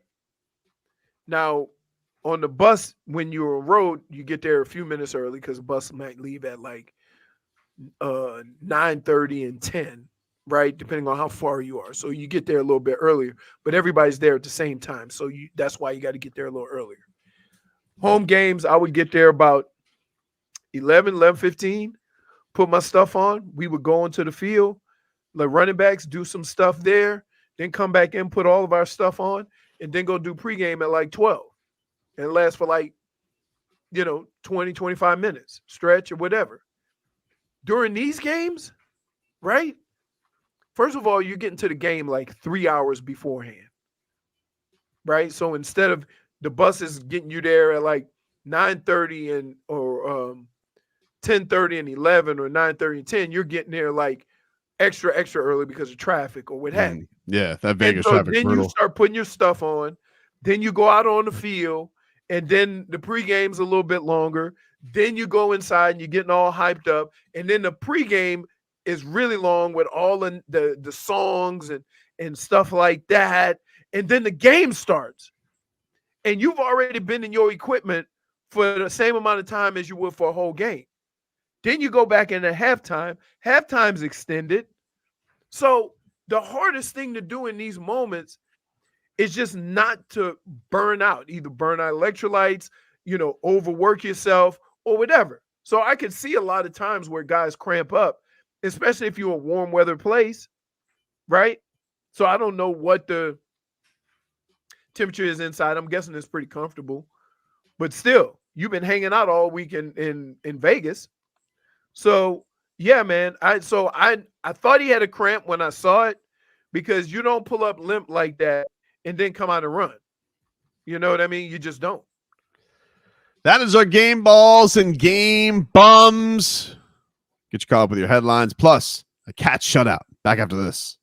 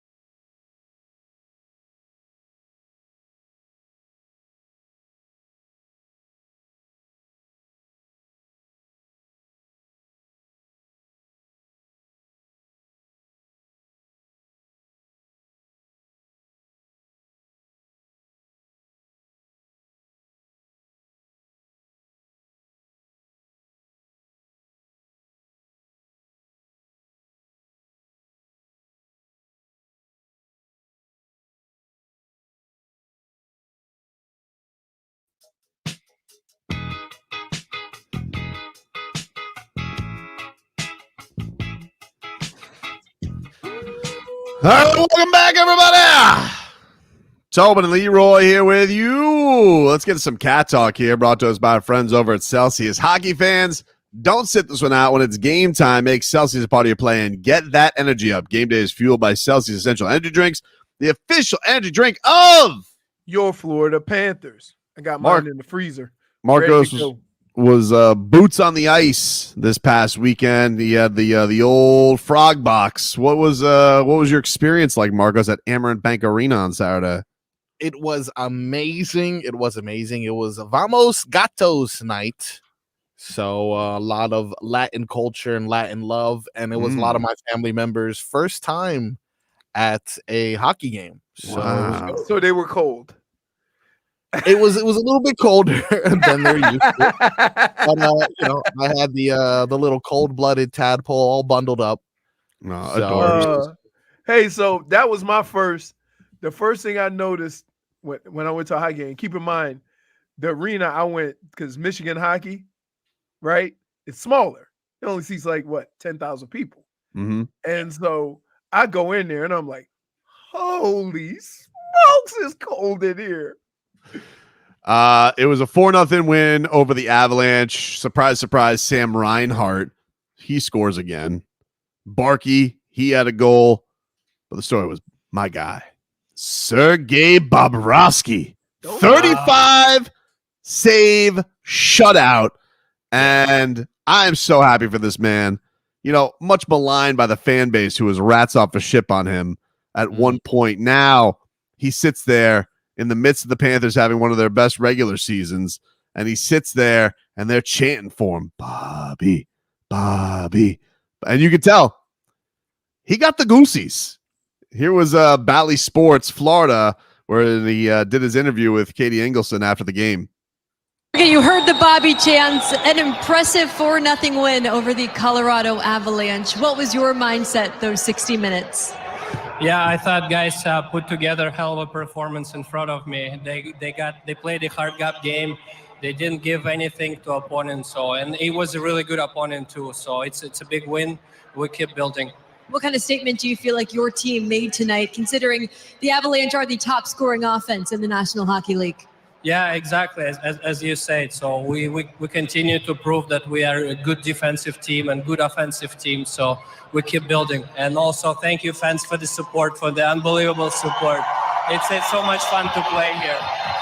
For you personally, you made some key critical saves, especially early on. How did that help set the tone for this game? Yeah, it's we compete as a unit, compete as a. Thank you. Yes, we compete penalty kill, or we kill together. We compete defensively together, and I just fortunate enough to be there to help the guys there. And you mentioned these fans, to hear the Bobby chants over and over. What does that mean to you personally? Yeah, it gives me energy, definitely. I appreciate for the support. It's been great for all my time here. I appreciate the fan support, and yeah, thank you. Sergei, thanks so much. Thank you. Guys, we'll send it back to you.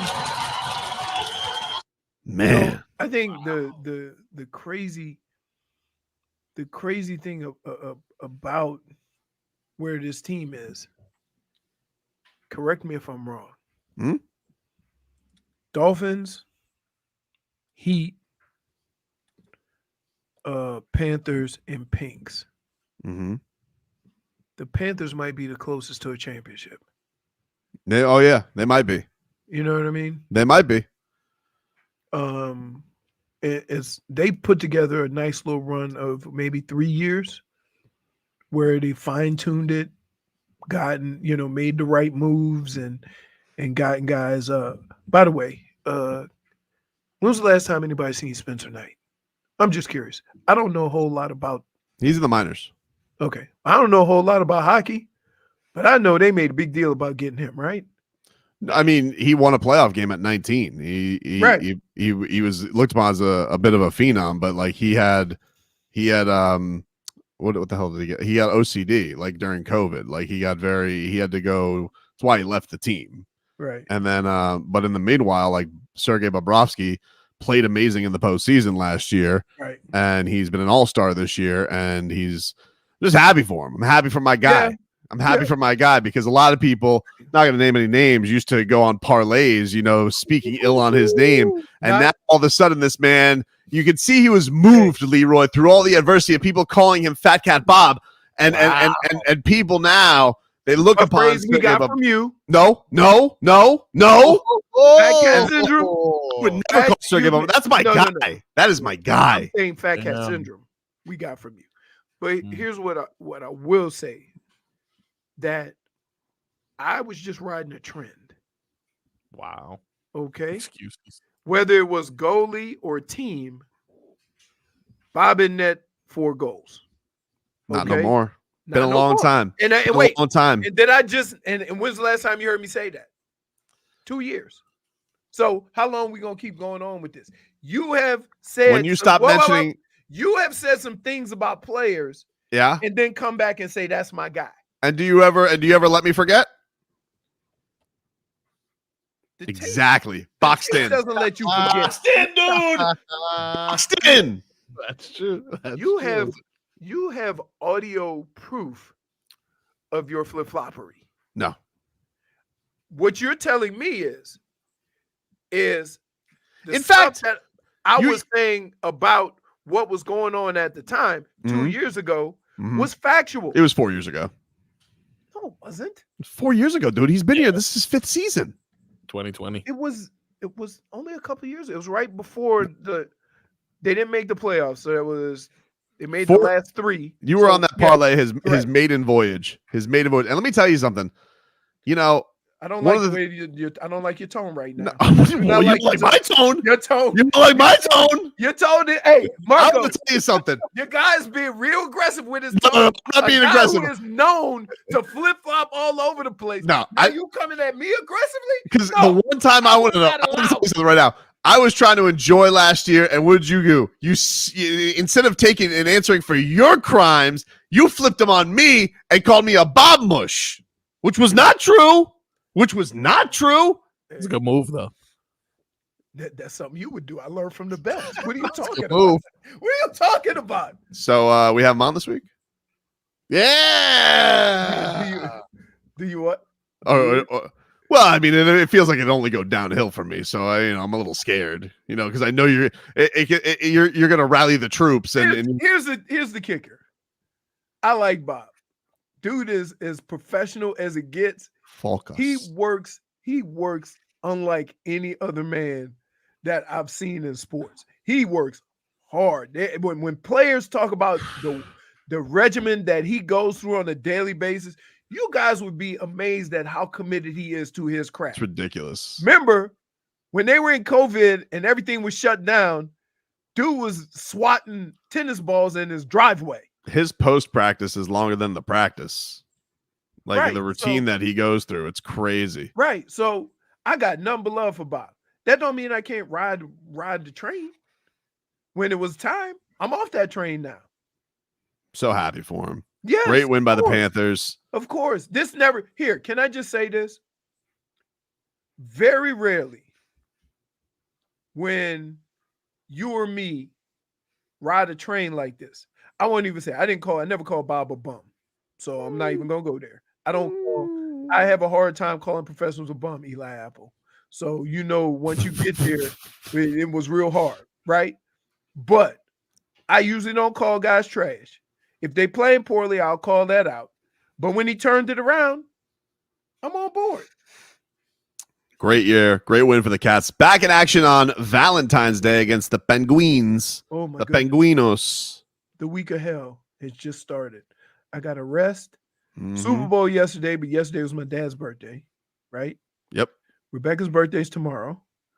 Also Mardi Gras, right? Oh, wow. Wednesday is Valentine's Day. Thursday is Fonz's birthday. Saturday, we off to Vegas. Exciting times, dude. Huh? Exciting times. Yeah. He never been to Vegas. We had this conversation. I could have gave him a game bum, right? Never been to Vegas. Now, you know how when you go to Vegas, how excited you get. You see all the lights and all the action. You just want lots to see. I was talking to him last night about it. Yeah. Guess where he's going, Marcos? Hiking. Yes. Yeah, I told him on Sunday morning. I'm like, I hope you're. I told him. I said, I hope you're up for it. Yeah. What do you mean? What you think we go in there and going to sleep? Can't do that. Could have slept at home. Dade South says, leave Bob alone. You forgot you're a harbinger of strife and misfortune.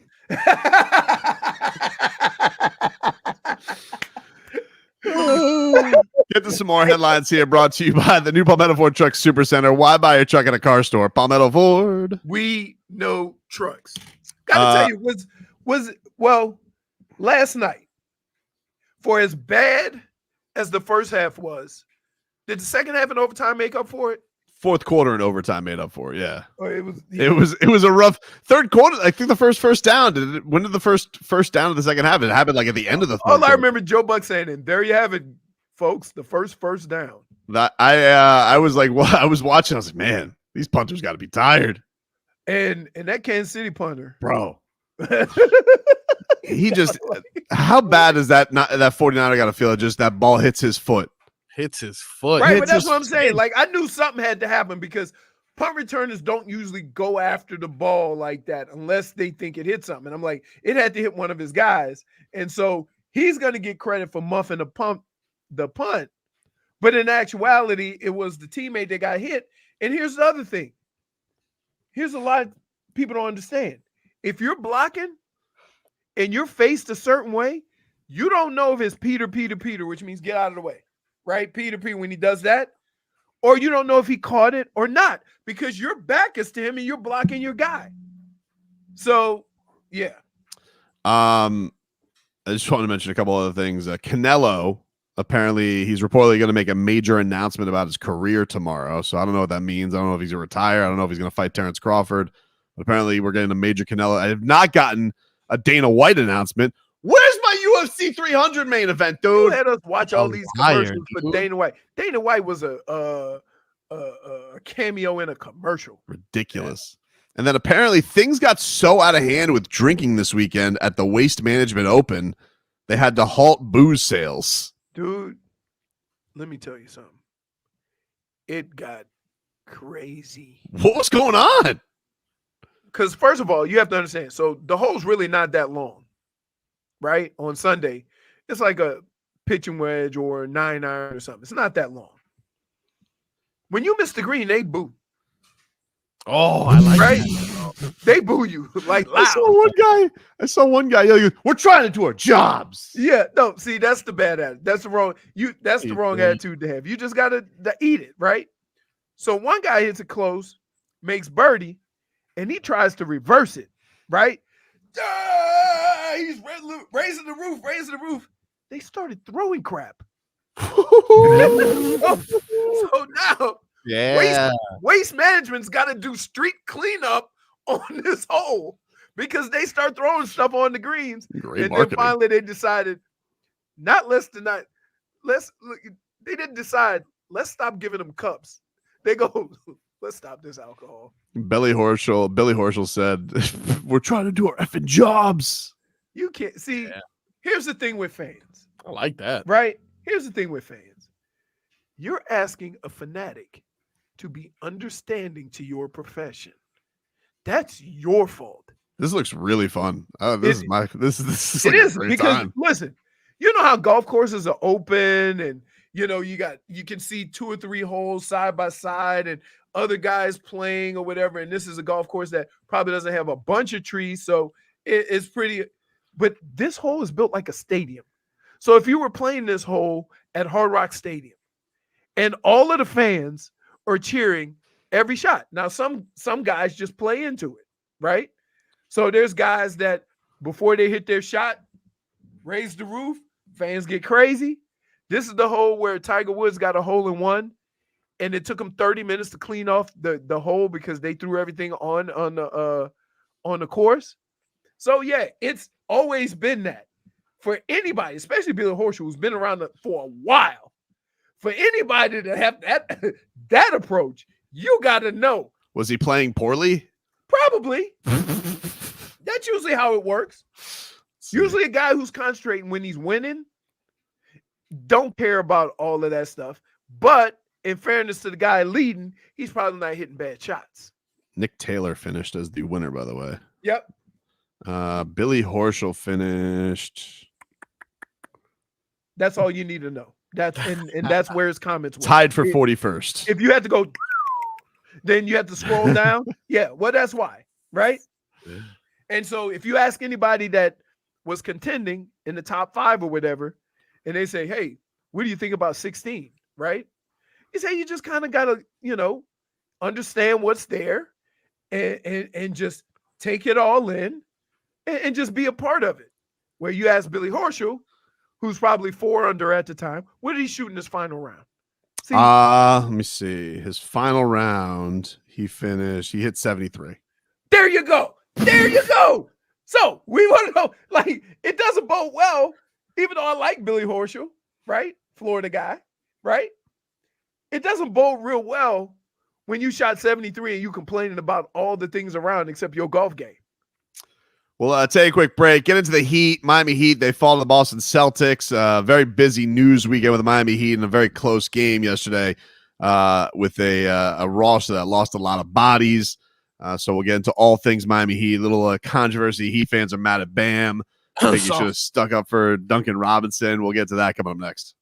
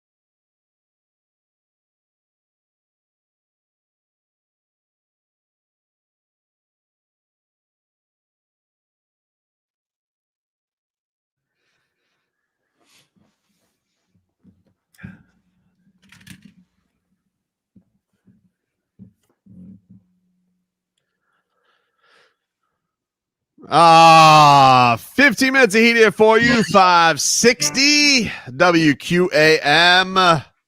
Oh, hello, Jennifer. Nice of you to wake up with the Super Bowl Monday. Look who decided to show up there. Missed it yesterday. Are you on Central Standard Time? She's waking up. Pacific, actually. Yeah, seems that way. Missed it yesterday. Late buddy. one today. Yep. Hey, you missed out on Robbie's dad. Yeah, you did. Robbie's dad. What a nice guy. Oh, Robbie's What a nice dad. guy. Yeah, Gentleman. What a nice guy. He Robbie didn't and take SBA? they look like SDI was there too. They look like twins Nice. almost. Yeah, you could tell that. Like I thought it was his brother. Robbie, I've Robbie and I actually already- met his brother. I have too. Yeah, we met him. We met his brother. At Oh, a wait, you were baseball there game. too. Yeah. Robbie and I already started talking Oregon Center last night. As the draft room, starting to form that wall. So him and SDI are sitting there doing in-game betting. Yep. Like it was disgusting. Like hey, Little action. action. Getting on that action. So the Heat lose. They fall to the Boston Celtics yesterday in a fun game. Lose 110-106, and a lot of controversy surrounding this game. First of all, you come into the game, you get the news that Jimmy Butler has taken a leave of absence from the team because of a death of a family member. So I don't know how long Jimmy's going to be away from the team. His agent, Bernie Lee, sent out a statement. Jimmy Butler has been granted a leave of absence as he deals with the death of a family member. Jimmy and his family asked for privacy at this point in time as they navigate this loss. Updates will be given when appropriate. So Jimmy Butler was not at practice the 2 days prior, and then he was not there available for the game. And then you lost Josh Richardson, blew up his shoulder. We're waiting on reports on that. He said it got dislocated and put back in. Painful. Well, what you have to be careful of is one, you got to have an MRI because sometimes you can chip bones or damage ligaments when you move it back and forth like that. Because keep in mind, those joints and ligaments and everything are made to keep it in place.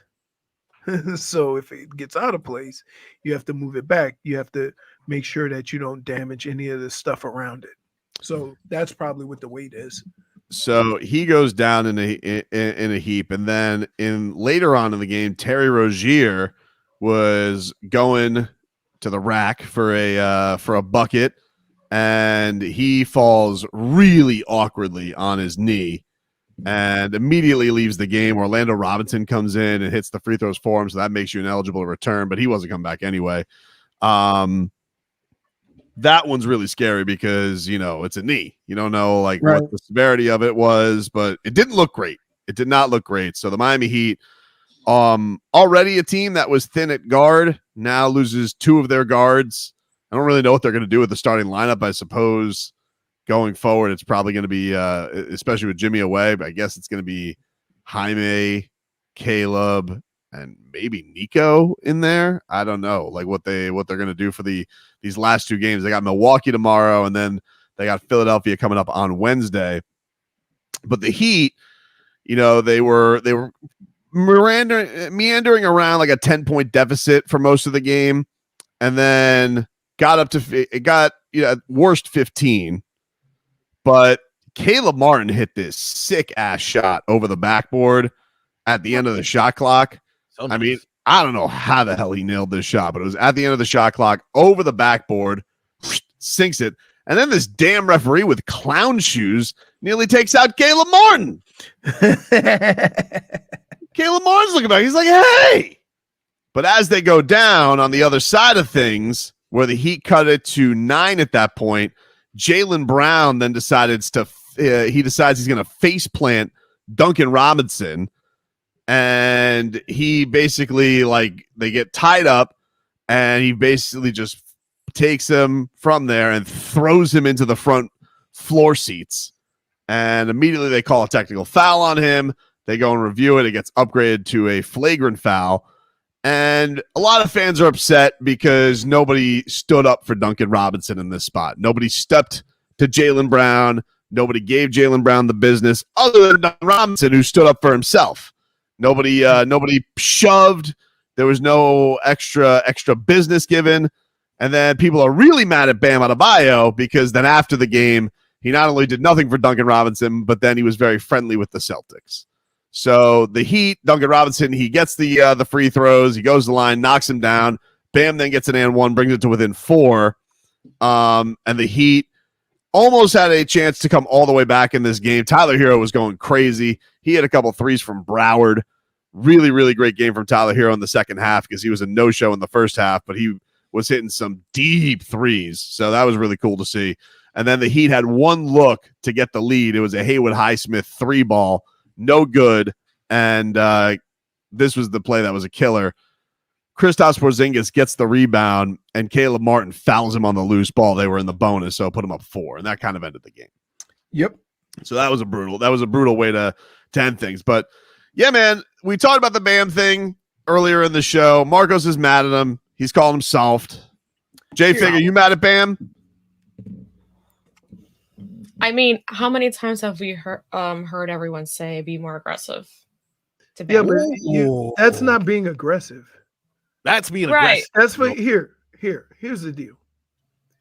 If anybody on the team had gone over there and there would have been some kind of ruckus and there would have been double technicals and there would have been, no change of ball or whatever, right? And then the Heat lose by 10, then we'd be having this conversation right now today. And here's how the conversation would go. Why didn't he just keep his poise? We're going to get the ball. We're going to shoot free throws.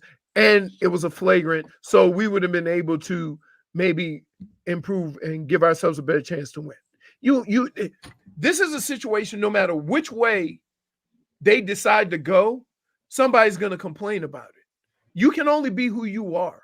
I think That's the only bad response to me, honestly, in all of this, he's not Udonis Haslem. Udonis Haslem is obviously an enforcer, but he's also a much more important, productive player on the team from a point standpoint. You already are down Terry, you don't have Jimmy Butler. You can't lose Bam Adebayo in a spot like that. But the idea that people are upset that he's friends with guys on the Celtics, like, what does one have to do with the other? He's friends with a lot of guys in the league. Like, literally every guy who comes up, every star that seems to come up, one of the reasons they want to play on the Heat because they want to play with him. Here's the kicker, though. You understand how that works, right? When you have a friend or somebody coming to town, you want to beat the hell out of them even more. Mm-hmm. So what does one have to do with the other? Yeah, he's got one of the most iconic blocks on his friend Jason Tatum. It's right. it hasn't stopped. It hasn't stopped him before. I think the thing that look, he's going to get a call from Udonis Haslem. Udonis Haslem loves Duncan Robinson. He's going to get a talking to. I don't think he will, because I think UD is aware of the situation. He might be. You can't like, even if UD were to say, "Hey, go over there and show your face," you don't have to do nothing, but you still need to let your guy know you're there, right? That I could see.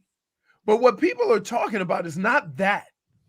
People are talking about, oh, you got to go get in Jaylen Brown's face and let him know what's up. Really? At what cost? Listen, from my standpoint, the first reaction after the flagrant foul was for him to go right to the rack and get an and one. Like, that for me was the perfect response to that.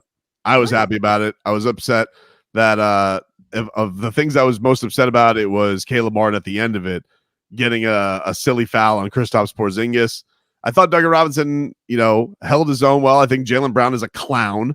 And this guy goes out there and he acts like he's some kind of hard ass because. Can I say to Jaylen Brown, if you don't want people to crowd you, learn how to dribble. Yeah, dude. The reason why they crowd you is because you can't dribble. If you could learn to hold on to a basketball, maybe you wouldn't be so sensitive around these types of things. I don't know what to tell you, but that Celtics team is very much is taking satisfaction in, they swept the Heat in a season series for the first time since 2016. It's not a true loss. No Jimmy Butler. So, you guys are sitting here putting up a banner for what? What does it mean, not a true loss? Not a true loss. You know what it means. Does it count in the loss column?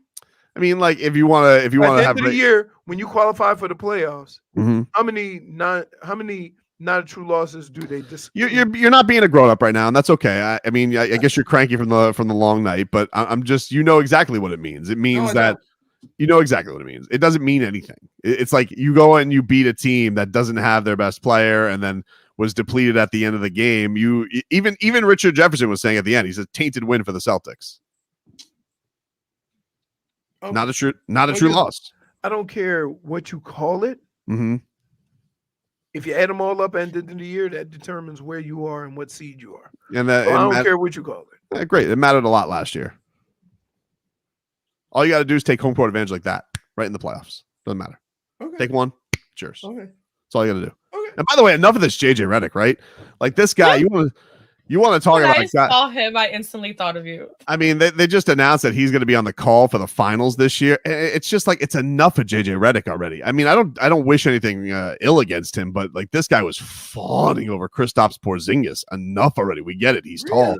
This guy was all giving that talent on the court, and he went with Kristaps Porzingis. He was loving on Kristaps Porzingis. Like he's just Porzingis. Oh, Porzingis is amazing, dude. Enough, JJ Redick. That JJ knows basketball. He's sharp, young, good looking. You disagree? DB Morris is disappointed in Tobin today. I don't know what you guys want. You guys want me to sit here and be like, you gotta punch Jaylen Brown right in the face. Yeah, dude. That's what we want. Does anybody care about the result? We lost. You didn't know that at the time, though. I know that we didn't defend our poor little precious Dunkyard dog.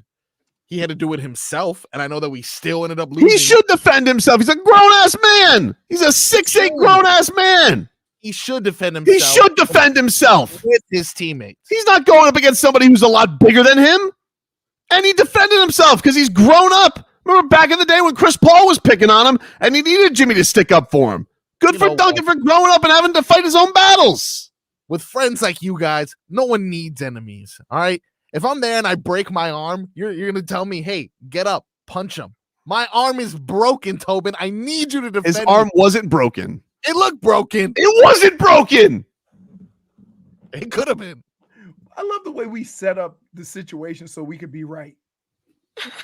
Like, it was a fracture. He broke his arm all of a sudden. It was maybe a But I've seen times where guys get hit hard and fall hard, and then there's a brouhaha. You want to know who's probably bullied Duncan Robinson the most? Jimmy Butler. Yeah, but that's okay. It's in-house bullying. What? You know, not a true loss, not a true bully. Told him to hit the bricks. Put Max Strus in the starting lineup. Enough of this guy. Can't believe that, dude. Can't believe that. All for what? For Bam to get an and one. Oh, so sweet. He was too busy getting stuffed at the rim the whole game and missing jumpers. According He to did some. miss jumpers. Look at that. Look at what? We needed him in the game so he can miss another. I hate that he does that because he was getting when he would put his head down, he was getting free throws like crazy. Yeah, maybe he needs. I hate that he does that. But there was a couple also where like Tatum was hanging on him like a koala, and like no calls, just no call. This Tatum gets to do. He's another one. Gets to do whatever he wants, Tatum, ridiculous. Although Bam did punch Kristaps Porzingis right in the junk, and the foul was called on the KP.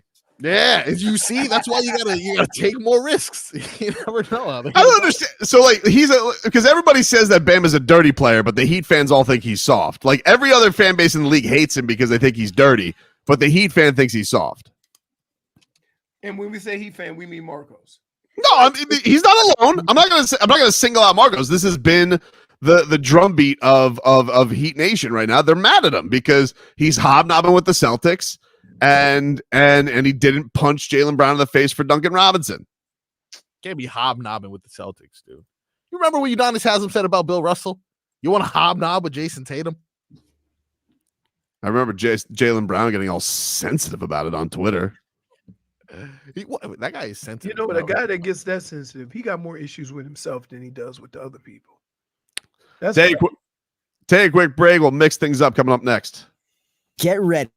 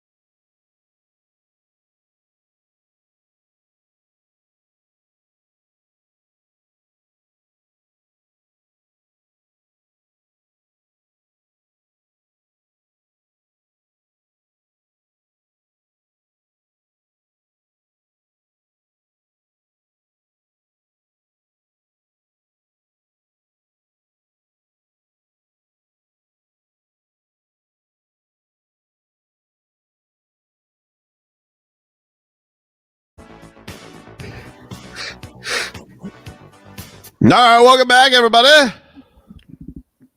Tobin and Leroy here with you, 560 WQAM. Take you up until 2 o'clock here on the show. I got some breaking news from Shams Charania of the Athletic. He says on Twitter, Miami Heat guard Josh Richardson has suffered a dislocated right shoulder and is expected to be reevaluated in a few weeks. Richardson has averaged 10 points in his return season to Miami, including 40% from 3 over the last 2 months. So JRich is going to be out past the All-Star break. Brutal blow to the Miami Heat rotation. Very curious to see what they do. We're still awaiting news on Terry Rozier and where he's going to be out. But Josh Richardson, according to Shams Charania, is going to be out at least a few weeks. He'll be reevaluated in a few weeks. So not great. Not great to for the Miami Heat guard. He is going to miss some time. I imagine Terry Rozier going to miss some time. It might be time, Leroy. No, I'm not even. I'm a mute you. Leroy. It might be time. Time for what? You want the Heat to do the same thing the Dolphins did and get all them 40-year-old guys sitting. I'm just saying he's right here. He's in town. You just complained about the Dolphins doing it. I didn't complain about it. It is what it is. And by the way, I wanted them to get Cam Wake, but I think it's time. You got to give a buzz. You got to dial up the bat phone, and you got to get Goran Dragić here. Stat. Need to. What are you going to do? Alondis Williams is going to be your backup point guard? What are you? Trade deadline's over. What are you supposed to do? Should have did something by the trade deadline. They did. They got Terry Rozier. Unfortunate circumstances have happened, Leroy. All I'm saying, it might be time to call up Abrate. It's a little dive. See what he's got. What? Can I ask you something? Let me just ask you something. Can I ask you something? What are you laughing? Marcos, can I ask you something? Because they want me to say no. J-Fig, can I ask you something? I want you to ask me something. Leroy, can I ask you something? Nope. Because here's usually what comes after this. What's the big deal? Who's it? That is what I was going to ask. What's the harm? What's the harm? Let me ask you something. What is the harm, dude? Just kick the tire. A little 10-day contract. You don't think he'd say yes? You know he'd say yes. He's in great shape. Mm-hmm. He stays in shape. I mean, wasn't he on the other side of the world taking pictures? No, he's here. He's in Miami. He's here. Oh, Slim is in the chat. Slim! If he had anything, he'd already be here. Understood. However, circumstances change things. And so let me get this straight. So the Heat may have kicked the tires on that a little bit earlier. Realized there's nothing there. Now you got to settle for whatever he's got. Just a little something, baby. A little sweetener. Oh my goodness, you're the worst. Look, you don't have it. Where are you to turn to? He is just bring him in, okay? And let's just see come on. We'd have so much fun, baby. We'd have so much fun if Goran came back. What is the harm? I'm sitting here. I don't have any spots. I don't have anybody to play guard. Have you seen that Emmitt Smith and Dane Marino commercial? He just played last year. He's younger than Kyle Lowry. Oh, wow. A fresh Gogi? Not a lot of miles on him this year. He was on the court yesterday. That whole Jaylen Brown throw wouldn't have gone down. Wouldn't have. You're right, Marcos. You want to know something? Goran Dragić is not to be trifled with. You guys want an enforcer. Wow. You guys want this guy is a Slovenian assassin. Slapped Ben Simmons right upside the head. Yeah. Lost chiclets. You guys want an enforcer. You want a real captain. You bring back number 7. You got that false number 7. He's gone off to Philadelphia. His number's freed up. All right. You tell Drew Smith, take a hike. And then all of a sudden, you bring back Gogi. Wow. Is he injured right now? Who? Drew Smith?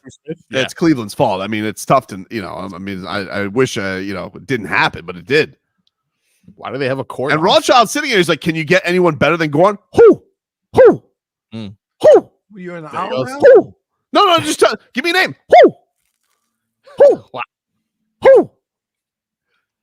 What are you going to bring? Like RJ Hampton? Come on, dude. Why when I say that about Tua, everybody says anyone? It's not the same. Don't get bogged down in the. You're getting bogged down with a Tua debate, which we can have. We're going to have, I promise you, over the next 7 months, a gazillion times.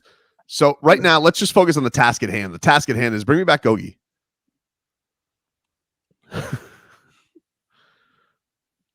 Someone with 2 working knees. Dude, I'm telling you right now, he's good. I saw him the other day on Instagram. He was playing soccer with his little dragon. Like, listen, I think that if you just, what's the harm? What's the harm? Who's it hurting? Why don't we bring him in?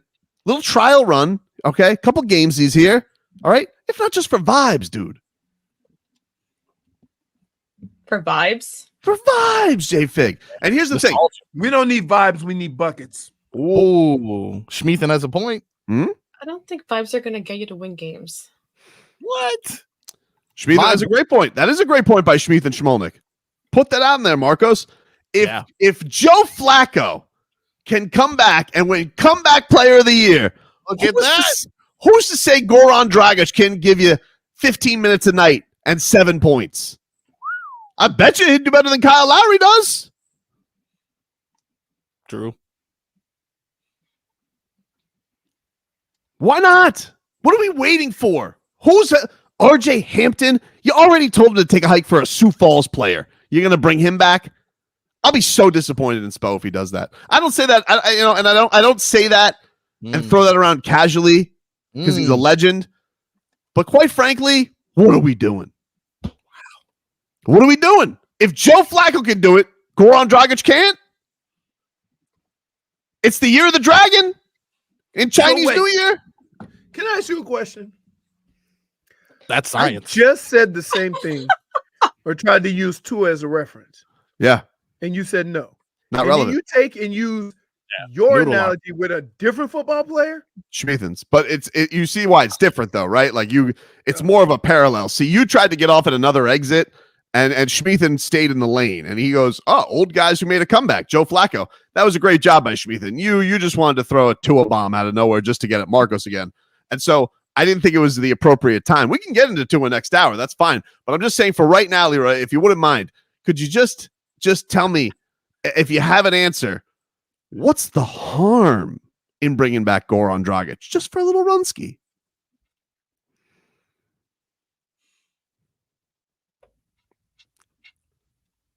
Yep, exactly. Task at hand. This is opportunity for Spo to make right on when he dropped the ball with Mario Chalmers. You're not wrong. Hey, when you're not wrong, you're not wrong. And you've been wrong a lot lately.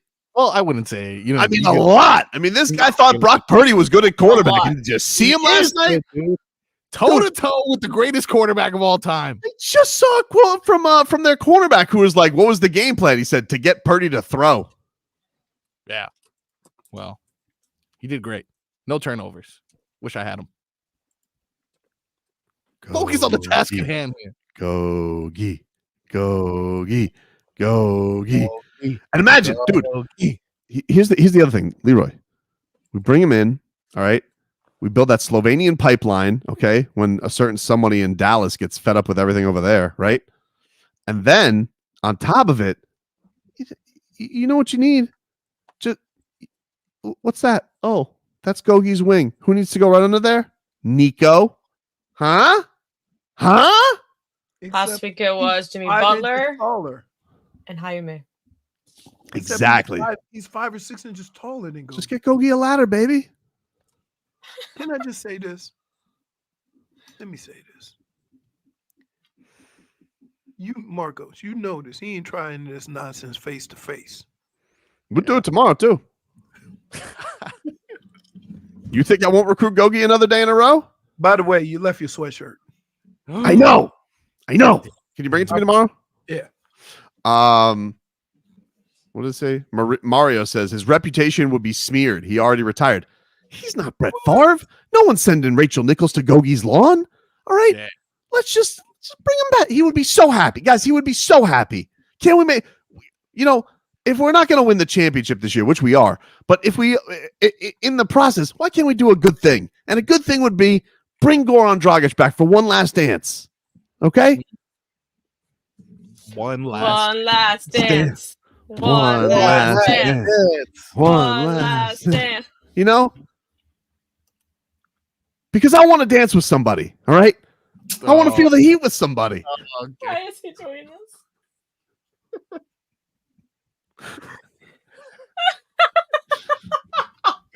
It has heat in the lyrics. Can I just say I know. this? Marcos, J-Fig. It's your fault. You egged him on, and then he threw some whipped cream and a cherry on top, and you should have just let it go. No. Don't do it. Take a break. Back up to this. Coming you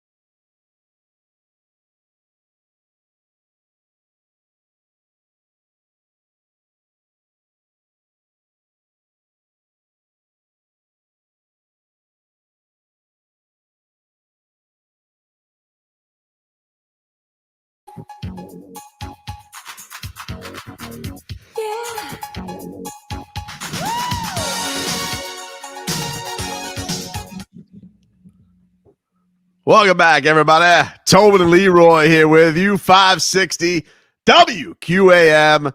Take you up until 2 here on the program. Let's get some headlines brought to you by the new Palmetto Ford Truck Super Center. Why buy your truck at a car store? Palmetto Ford. I'm just saying, dude, if you need a guard and an enforcer, 2 birds, 1 stone. I like to take 2 stones and throw it at 1 bird. Ooh, sound like Jay Fig out there. No. Do you need help? Leroy, we've seen the compilation of Goran Dragić kerfuffles. But again, not to be played with. I love when fans get more caught up in trying to show your manhood or whatever instead of trying to win a basketball game. Right? So to you dumb fans out there, you would have felt better about there being a kerfuffle and nobody getting anything versus Miami getting the ball with the 2 shots and going on a little run. You would rather that. You would rather just prove a point at that moment. That's what I don't get. If you want your team to win, if your team does something that hurts their chance of winning, you would say something about that. But now you're almost taking the opposite side. So explain to me, Tobin. Mm-hmm. Going out there and starting a kerfuffle and then getting double technicals on both sides and not having that stretch that they had would have done what? I'm not taking the opposite side, first of all. Yes, you so are. I'm not. I'm just saying, if the fan base is saying they want an enforcer, Bam is not that. Like, I don't know what, for you guys are. But and I'm saying, whoever is the enforcer, what would be the point of doing it at that time and causing chaos and not taking advantage of the circumstance or the situation of getting a flagrant foul and the ball? Mm. What takes precedent, winning or making a point? Well, winning takes precedent. Okay, then. But if you want to add a little something to it, if you feel like it needs an attitude adjustment, because and I'm not add anything to it without the scenario playing out, kind of what gave them a chance to win. Yeah, but you're doing 2 things. I'm taking yesterday and I'm moving it away. Like, we're done with yesterday. But that's where this all started. I understand, but it's time to move past it because now we're in the situation of they just lost 2 of their guards probably for an extended period of time. Okay. And I need somebody else to fill that void in certain times. Now, pardon my ignorance. Mm-hmm. You started the conversation by saying, if Gogi was on the team and that situation happened. I didn't say that. I said you need a guard and an enforcer. If people want an enforcer, this guy will mix it up. That's what he does. But he's not to be trifled with. I'm saying if that's what the fan base wants, he's going to give you a little bit of that. 2 birds, 1 stone. But that situation yesterday calls for exactly what happened. Everybody stay in your corner because you're going to let us back into this game. Hard to say. You don't know how Gogi handles stands on his business. But the point is point is about winning. The point is not about making a point. And whoever's on the floor, if they were to win over there and cause the situation where they couldn't take advantage of that situation, then they're not about winning. They're about making a point, looking tough. We're quibbling. I mean, we agreed on the same topic. I don't have a problem with how the Heat responded to yesterday because I thought basketball-wise they responded to it. But I'm saying if the fan base, the fan base who is upset about it, I get why they're upset. I get it. I'm not saying it's an unreasonable thing to be mad about. It's not. I can understand it. Fans don't like fans. You know fans as well as I. I'm not. No. It's like I'm not closed-minded. I can see both sides of it. It's if you want to shut your valve off to that, that's fine. All I'm saying is this is an olive branch to both, and one of them is I get my Slovenian point guard who will also punch you right in the face, slap you right upside the head. This whole conversation to me is not about winning basketball games. It's about showing how manly you are. Well, And right I now, have a problem with it. well, right now, my biggest concern is not what happened yesterday. My biggest concern is they don't have any guards. Yeah. That's my biggest concern, and I'm Well, looking for all solutions. And I'm looking for solutions in a place where you don't have a lot of them because the trade deadline passed. The great thing is that you got time because when is the All-Star break? You got 2 more games in the All-Star Yeah. break. So figure it out then. Well, I got to figure it out now. We're doing the show now. No, I'm saying not for us. I'm saying for them. Well, I want them to listen to me. Of course you do, because you're so much smarter than not so much smarter. I just think that we're being silly here, and we have an easy solution. They've explored the possibilities of anybody they can bring in. That is their job. If their solution is RJ Hampton, I'm going to be disappointed. Really? Yes. Okay. So you think is RJ Hampton's young, isn't he? Yes. Okay. But they just told him to take a hike, and they just signed Alondis Williams off the G League, and they said, you know what, this RJ Hampton not really working out. Right. So now you're going to go back to him? Oh, now you need me.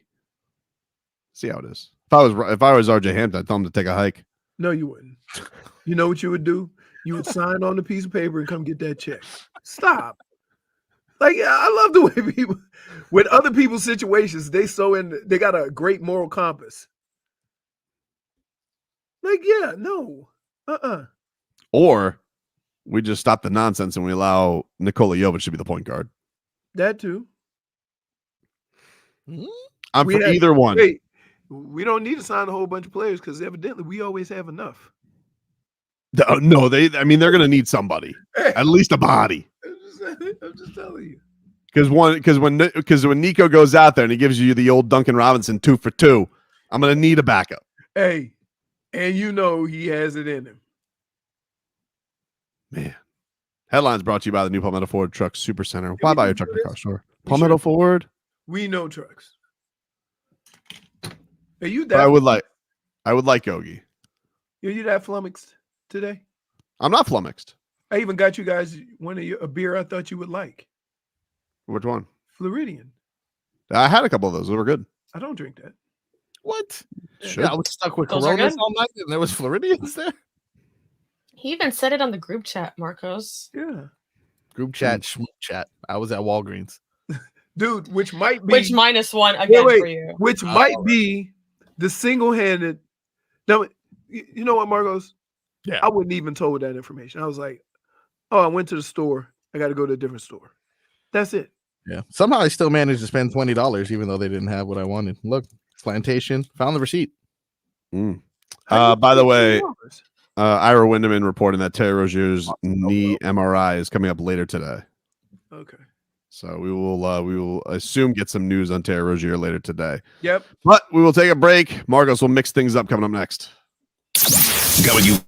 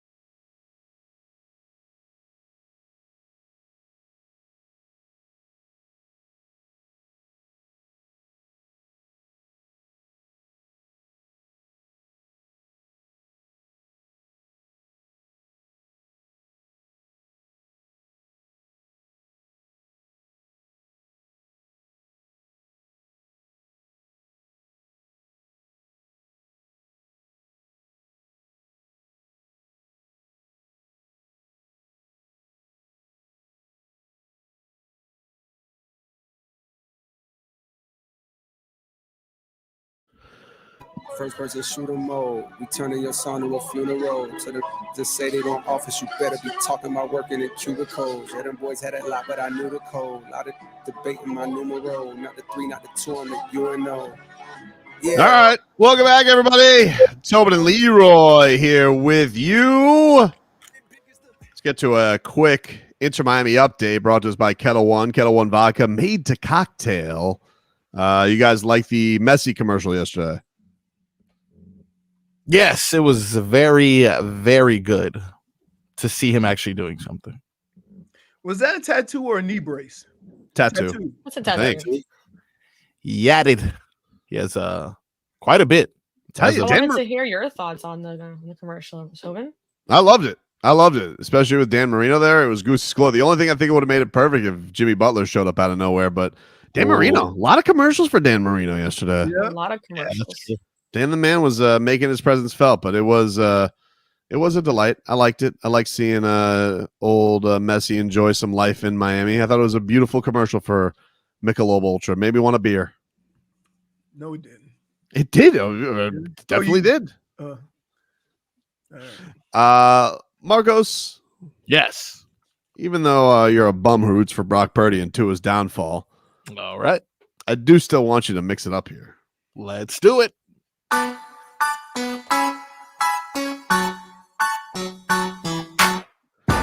The mixed bag brought to you by Broward Health. Well into your future. All right.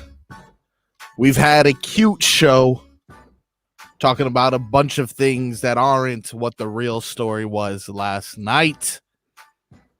Let's cut the crap, gentlemen, and Fig. Let's get to Pushgate. Let us get to assault that happened on the field yesterday. Poor Andy Reid, lovable teddy bear. Andy Reid was assaulted. He was accosted yesterday. Look at this. That Look was at just the not a good angle. look. Look at Andy Reid got his eyes closed. Has his eye. That's like yelling at Santa Claus. It is. It really is. I don't like it. And it's like yelling at I Santa didn't like Claus in July when he's like off, just hanging out. Christmas in July. I think if Andy Reid were to do the right thing, is you've won 3 Super Bowls with Travis Kelce. You survived the circus that was Taylor Swift. I think you cut bait now. And really, I think they should trade him to Miami. If he's going to do the right thing, I think that's what Andy Reid needs to do. We'll But make that's the just sacrifice. Is that what's going on? we'll do what we have to. We'll take on Take it one for the team. We'll take on a locker room cancer in Travis Kelce because I feel Locker like room cancer. a cancer, That is dude. very bold. And I think that really, if somebody of the temperament of a Mike McDaniel, he could handle him more so than Andy Reid, who clearly Travis Kelce likes to bully after all these years. If that was a locker room cancer. For sure. So what do you get to, Marcos? Did you guys hear how he doubled down on this after the Really? game? Yeah. You guys hear the post game? I have not. I thought it was a little much. He doubled down, and I'm actually taken back by what he said. I'm going to let the sound do the talking. When you and Andy Reid had that, what I call a very engaging conversation. Oh, you guys saw that? What was the conversation about? Was there it? were a few cameras. I mean, was it? Hey, I need the ball. I can help us win. What was that about? Oh, when you're dating the most powerful woman in the world, you can actually do whatever you want. At this point, I really feel like I could have punched Andy Reid, and it totally would have been fine. You gotta fight for your right to party. Where's my brother? Let's go be annoying. Dude. Wow. Wow. Hey, Chris Berman just let him go on like that? Let him Didn't hear what he go. said. I mean, Now play the actual clip, Marcos. You Wow, tried. that was the actual clip. I mean, No, why would you -1 dare for his deception. integrity? I saw the interview. Good God, Marcos. I mean, this guy is he's gone too far. Come on. I mean, guys, this guy's getting crazy. He's gone too far, and yet you want him on your team. Well, we'll take on. We have, I think, an environment conducive to it. All the cheapskates, baby. And imagine if you told Tay, you'd be like, "Hey, My favorite thing Tobin does. He thinks every person in sports you Wants can to get come here. on the cheaps. on the Chiefs, right? He's an aging tight end and a head case. I mean, how much do you expect to get him? I'll give him a 4th round pick. 4th round pick for Travis. And what are you gonna do about the salary cap? Salary schmally. We'll figure it out, baby. We'll tell Tua to take a hike. He'll sit it down for a year. We'll cut some people. We'll go draft that center out of Oregon. We'll tell Robert Hunt to take a hike. We don't worry about that. But really, the important thing is, can we get Travis Kelce in an environment where he's not so toxic? And I think that moving Tay to Miami is the way to go. Because Kansas City is, it's a bit much for him. Very clearly, he's sick of it and he wants to get out of there. Outgrown it. Just completely outgrown it. It's really become poisonous for him, to be honest with you. So, I think it's time for him to say his goodbyes. Yeah. I'm sorry. I just have to hear one more time. I won't even play it all the way through. Just when he threatened to punch him, I just thought like a little much. When you and Andy Reid had that, what I call a very engaging conversation. Oh, you guys saw that? What was the conversation about? Was There it were a few cameras. I mean, was it, hey, I need the ball, I can help us win? What was that about? Oh, when you're dating the most powerful woman in the world, you can actually do whatever you want. At this point, I really feel like I could have punched Andy Reid and it totally would have been fine. You gotta fight for your right to a party. Where's my brother? Let's go be annoying. Wow. His brother and him were being annoying last night. Yeah, I mean, I bet. He was a luchador at some point. So, Oh, please, that was the after party. You barely saw Jason. So question. Well, we didn't see him because he was wearing a luchador mask. That's why. I was after. Jason's older, right? But, Yeah. Jason's older. Yeah. Yeah, for sure. Maybe he also, look, if he wants to do one last dance, Jason Kelce, I mean, obviously the Eagles are very clearly blowing it up. Like, we'll take Jason Kelce off their hands too. And, Connor Williams is going to be back next year. He's got the bad knee. So, we're bringing Jason Kelce. Have the brothers play together, right? Unite them, because I think with each other on the locker room, they won't both act like two Tasmanian devils. So I think them reunited with their good friend Tyreek Hill and, of course, the harmonious Mike McDaniel seems like a win-win for me. It'll help the mom also to just cheer for one team. Mm-hmm. Can I just say, you go and explaining why things should happen, use a lot of liberties. Mama Donna, the old love South Florida, except for Vic Fangio, apparently. But the old love South Florida, imagine her, get her a nice place in Boca next to the Hockmans. And I think that, they'll have a great time. The Kelce's and Hockmans, going to Cheesecake Factory together. Nice. That's you got to play totally on adorbs. That's adorbs. How can they turn that off? This was all I was working on yesterday, hoping the Chiefs would lose so I could have this take today. That would make sense. Instead, they're going to three-peat. It's annoying. What else we got in the mixed bag, Marcos? Andy Reid responds to PushGate, and I promise there's no edits with this audio. No. Andy Reid kind of took it pretty well, actually. Made a little jokey joke because that guy, class act. He caught me off balance. I wasn't watching. Cheap shot, but that's all right. He did good. He was really coming over just put me in. I'll score. So that's really what it was. Well, I love that. I mean, it's not the first time. So I appreciate it. The thing that's funny about the story, though, the thing that makes the clip so crazy, like if it was the end of the game, I don't even think I would be as confused by it. The fact that Travis Kelce did it in the first quarter down 3-0 is what makes it, or down in the second quarter down 3-0 is what makes it hilarious. But look at how angry. It looks very aggressive. It's like Very you know what it aggressive. looks like.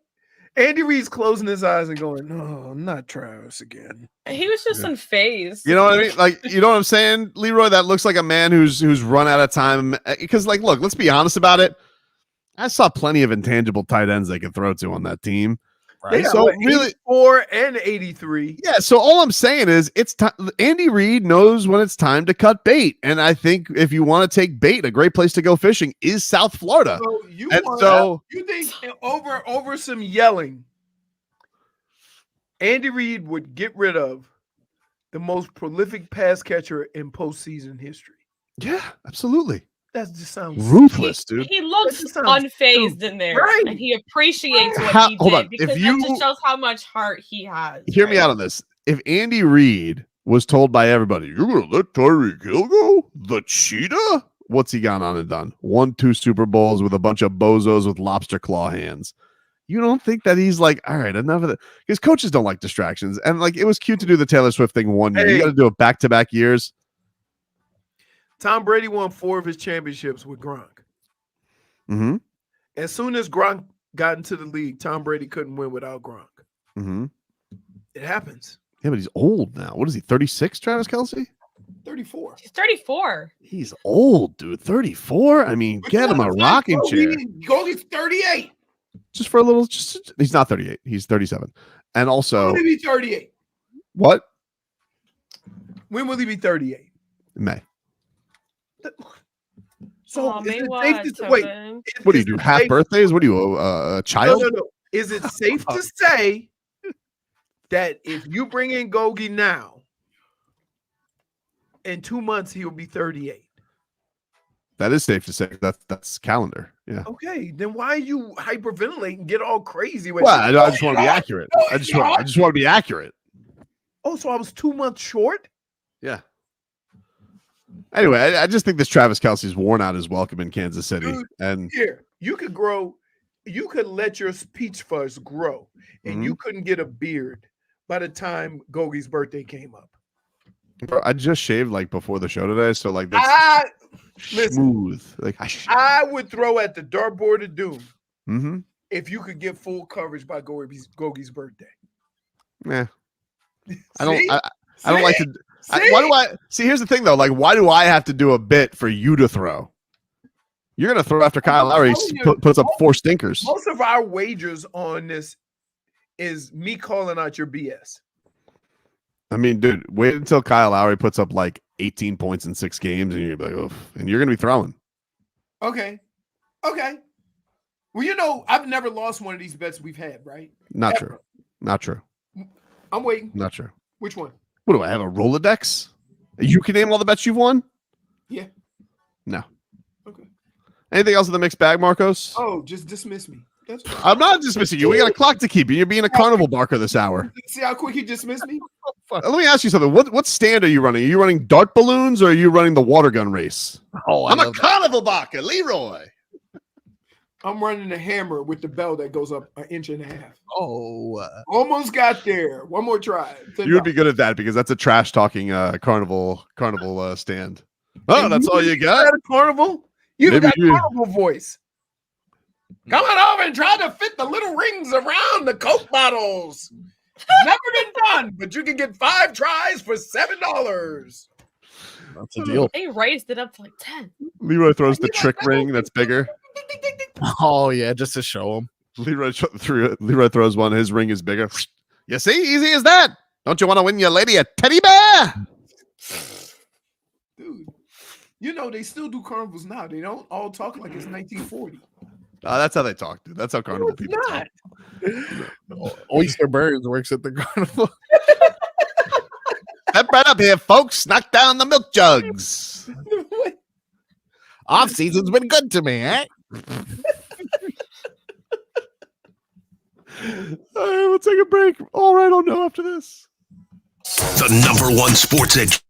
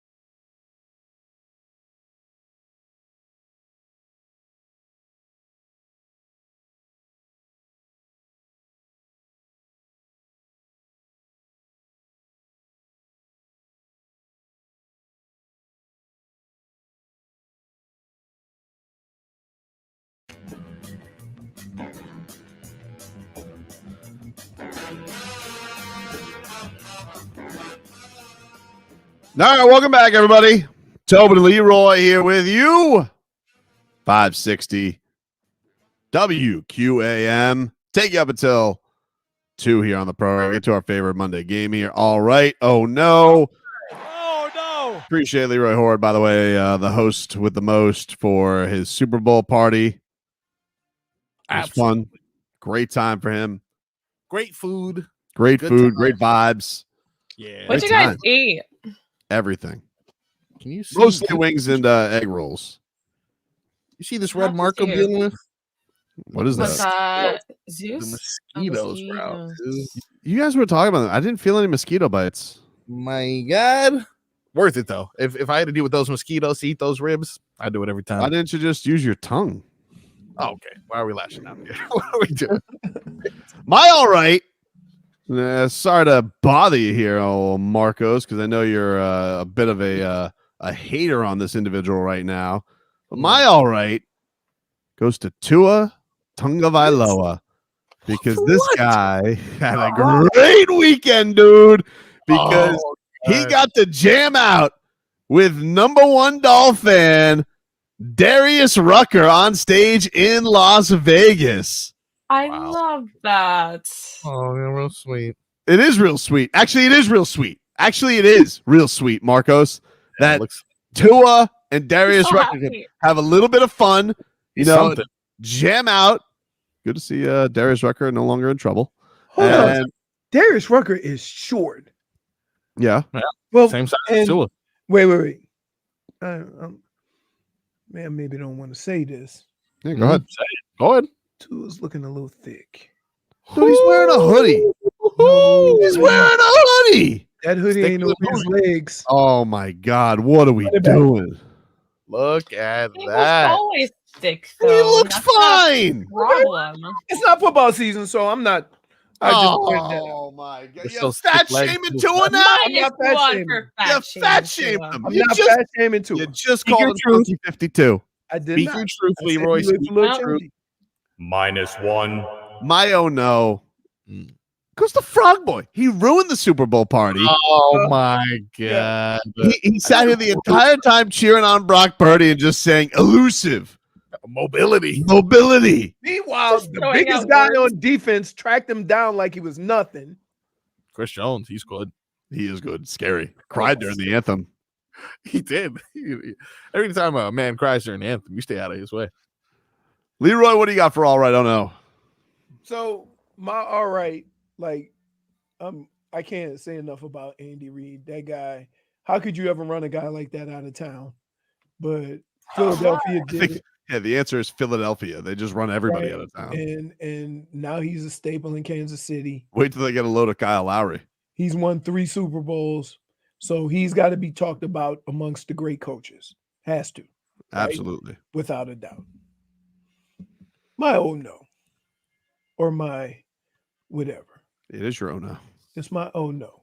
It goes directly to Frog Boy. Damn, two. Exactly. Because here's the deal. One, Tough crowd. when you go to a Super Bowl party, Yep. most people show up before the game starts. Hmm. When you ask if there's anything you need, Yeah. it is an assumption that you will show up before the Super Bowl starts. So Yep. when you show up at damn near halftime after sending a text that the reason why you were held up Listen, is halftime. close. The reason why you were running late is because you were shopping at Walgreens for ranch and blue cheese. Also, doesn't he live closer to you? Yes, It was very Hmm. close. he could just come right down Griffin. Jay Hey, Fig no so, call, wait, no show. question. So False. do you I live sent right a across from message. You live right across from Hard Rock? Yeah, but I had to go to Plantation. No, but I'm saying because I was that way when I Yeah. went to Delaware Chicken Farm. Oh, yeah, could have picked me Yeah. up now. Yeah. Not like no, you had anything I else ain't to gonna do. come, I ain't gonna come over and pick you up because you might not be ready. I would have had a packet of blue cheese and a packet of ranch. You could have had mine. No, I mean, come on, dude. But like, everybody's like, is Marcos coming? Yeah. I'm like, usually when people have Super Bowl party, all people coming show up at the beginning of the Super Bowl. Feel bad. I convinced Big Spoon that J-Fig was on her way the whole time. Yep. Wow. She got tired of me. Yeah, she was rats off a ship, old She was J-Fig. like, when is J-Fig getting here? It's like a sausage fest here. I was like, she's almost here. Yeah. She's on the way. She's almost here. I wanted to go, but I got caught up with a bunch of family. And Trains. I couldn't. Trains. Couple trains, I just dude. said family, so no trains. Is anybody in your family a conductor? Choo-choo. Is this your way of asking me what's my all right? Cool. Yeah, I mean, sure. My all right goes to Patrick Starr. Ooh, the better Patrick. All right. -1. What? Wow. Tough crowd, dude. -1. Patrick Starr was roasting Christian McCaffrey Oh, when he fumbled. it deserved Yup. it. What was he And saying? he deserved it. He said, "You need to firmly grasp it." And one of my favorite shows growing up was SpongeBob, and I thought that was just hilarious. Yeah, although, like, what would he know about it? He's a starfish. Like, he can't grip anything. Yeah, Whoa, no fingers. Us starfish are very intelligent, okay? Are you a starfish? Yeah, as well? intelligent, but you can't. Like, I wouldn't ask you to, like, rush the ball on 2nd and 3. Anyway, yeah. It's a good point. No. My oh no goes to Marcos Yeah. Okay. So what are we doing here today? Oh, no. for being such a hater. He is, man. Aiming targets at everyone. You seem to say that with too much gentleness. His heart is turned to stone. Yeah. He doesn't You even guys are like all a sheep. What'd you say? Matt. Sheep. Why are you? But like, what was the point? Was it the Ravens game that you just like your heart turned black? Nah, it's just I don't know. It was definitely. Look at him. He's having a good time. Yeah, it looks like he got into Hootie's stash, if you ask me.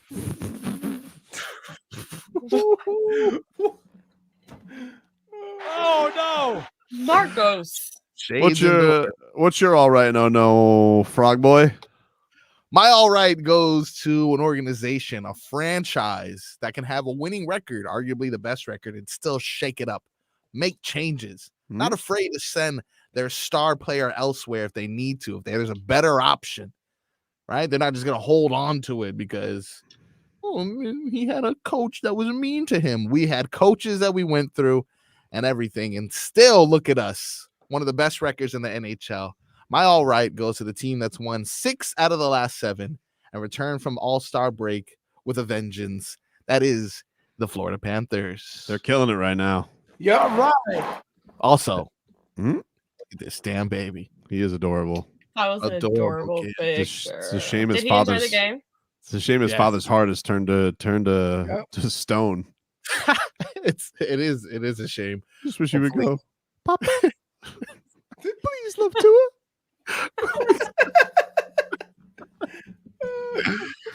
Yeah, and my oh no goes to you jokers saying that it's me. All right, well, I'm turning it back on you.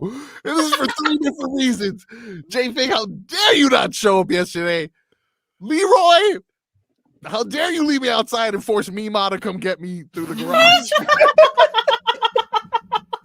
Couldn't even open the door. Poor Mima came home from work and had to let me in through the garage.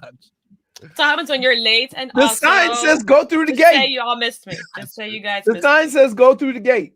I didn't leave that sign. Rebecca did. Yeah. There was a Tobin. sign. And you should apologize. Yeah. Because if the game starts at 6:30 and your ass show up at 7, most of the people are going to be hearing the noisy football game and not hear the door knocking. Yeah, it's fair. It's a fair assessment. Also, you need to apologize to Big Spoon for lying to her. You liar. You liar. Me and Big Spoon were counting the over-under on Taylor Swift appearances. That's it. That was his contribution. And at halftime, Keeping her distracted from the lies. No, because here at halftime, Mel goes, "I'll be right back." I say, "Okay, I'll save a seat." Say, "When you coming back?" "In the morning." She went to sleep. I'm like, you could have just said you were going to bed. if you thought that was a big distraction, Tobin putting poor Zeus through the ringer. I saw some of those throws. Hey, This guy was dude, throwing he had dude. my dog in the bushes, the woods, and Zeus don't care. He's jumping in the bushes trying to get the thing. I'm like, dude, no accuracy. I got hit with one fake out. I felt so bad. I did a little fake whoop, and I just kept it right by the chair, and he took off. And it's dark, he can't see, so He's like- and he panics when he can't find it. couldn't And he'll find come it. back with a Send them to different the toy. creepy crawlers. I felt terrible. He'll come back with a different toy. You go, that's not it, and he'll drop it in disgust and run around. Sonny Bunny gets bored after 2 seconds. Zeus is just like, I'm telling you, I I got tell my- everybody that come over, don't touch it, don't take it. They go, what do you mean? I said, if you take that frisbee or that toy and play catch, you're going to be excited for 3 throws. But Zeus will have you out here for an hour and a half throwing that thing. No, it can't be that. Nope. It's he kept going. He didn't actually keep, like, I wasn't the one who ended it. Big Spoon brought him to bed. Yeah. Made him go night night. Yeah. So, but not before you were throwing things over the pool and everything. I was like, what kind of athlete do you think this dog is, dude? He's good, Oh, man. yeah, I've seen he is good. He'll go in the pool now. He'll high point it. But here's what happens. When you throw it in the pool, he'll look back. Wait, Yeah. hold on. Does Zeus go in the pool? Does he go in the pool? No, did he? No. Yes. According to STI. Because Robbie threw a toy in the pool and Zeus went.